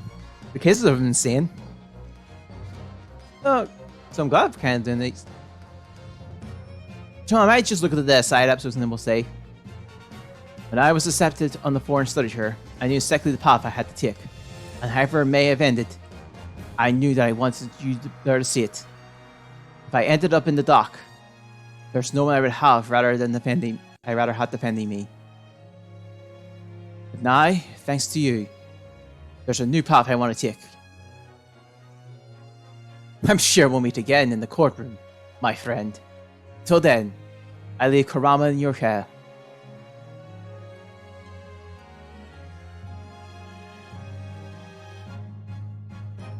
So yeah, I might have to take a quick look at the side episodes to see how long they last. If we do that, then I'll do it. I'll play with side episodes and then we can wrap up that way. If not, we'll go make through the next one. I've missed some tea, Naruto-san. It's important that you rest while you can. Once we arrive in Japan, you shall be busy establishing your new office. I'm so delighted to be accompanying you. After all, your talents have been recognized by a great detective. Because you really are the greatest of lawyers. A great ace attorney, some might say. Roll credits, but they are rolling, so makes sense.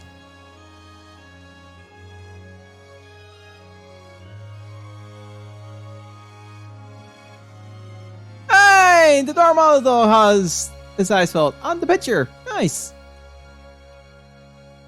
Nice picture. Even the cat's there.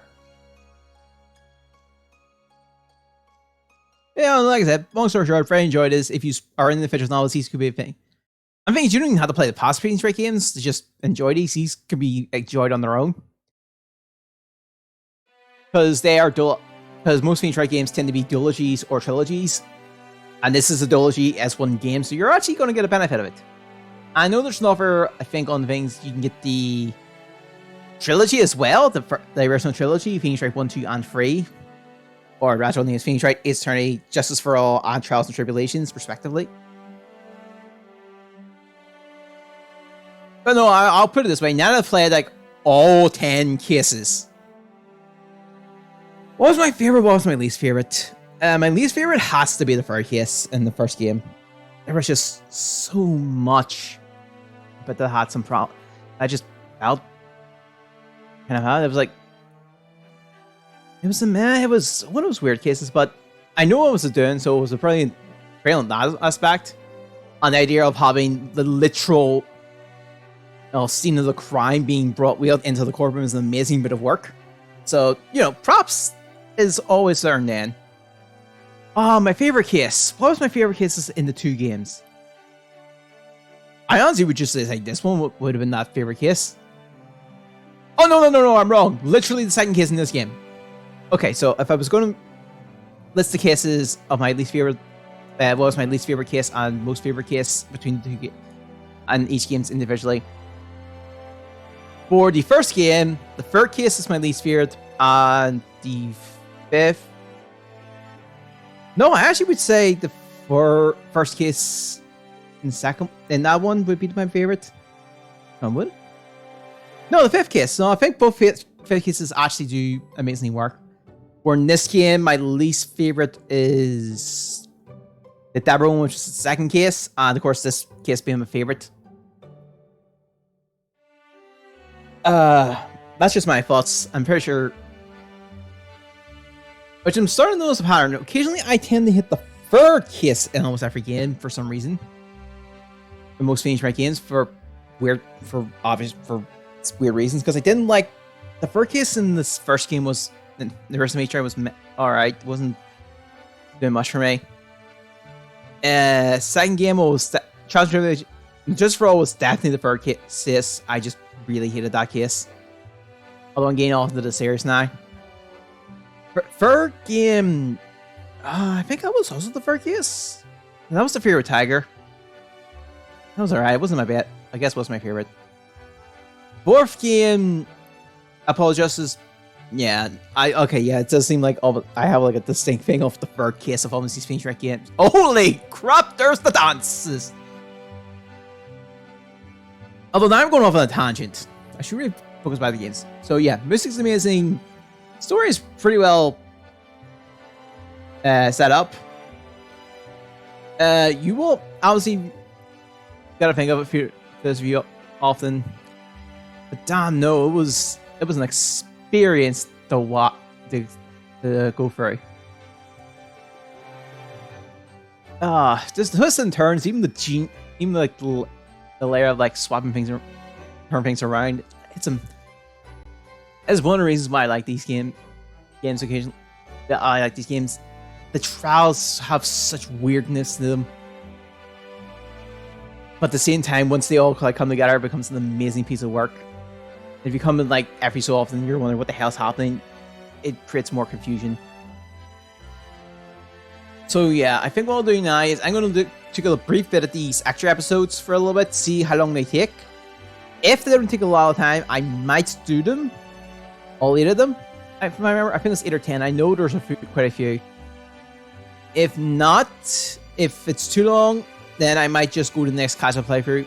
Either way, there's something happening Monday, and I'm trying to debate what it's going to be. Is there going to be the next casual playthrough, or we're going to kind of tie up some nice little, have some extra storage of fun this here? We'll see. Like I said, I'll look up the extra episodes myself.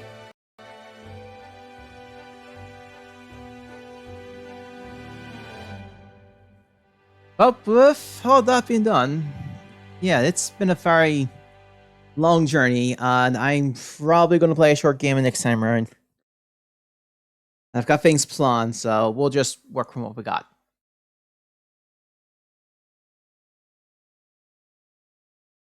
That's a nice ending picture.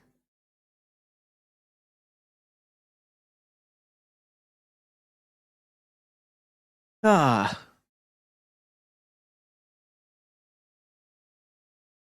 So yeah, actually kind of shows off. So if I'm thinking about this, if I'm going to look at these a little bit. The Escapades short several extra episodes. There are 8 of them. And they're all categorizing the journeys of the game. So I am actually... let's see. So the first of the Escapades, he finds two troublemaking witnesses from his earlier trial having a battle of words in the defense antechamber. Then the one's cabin. Oh, these are timed with the trials. Ooh. The original escapade takes place as Runestock and Susano visits the Lord Strongheart to report the outcome of Mr. Simi's trial. They find a flustered Inspector Grayson attempting to solve a very relaxing problem before his time runs out. Okay, yeah, I might actually do these. Yeah, we'll do these actually. These might be too bad. 8 episodes. We might even just split them air in the 4 for next week. For the 2 days. Or just do them all as one run. We'll see how short these are short episodes, so we'll just see how I'll see how short they are. With that being said though, other than that, hope you all enjoy. Hope you all have a good day, hope you all have a good week. Depending on what next week's gonna follow, either we'll be doing the Escapades or we'll do an actual new playthrough. We'll see how things go. That'll be fun at least. Until then, I'll see you till next time. Bye!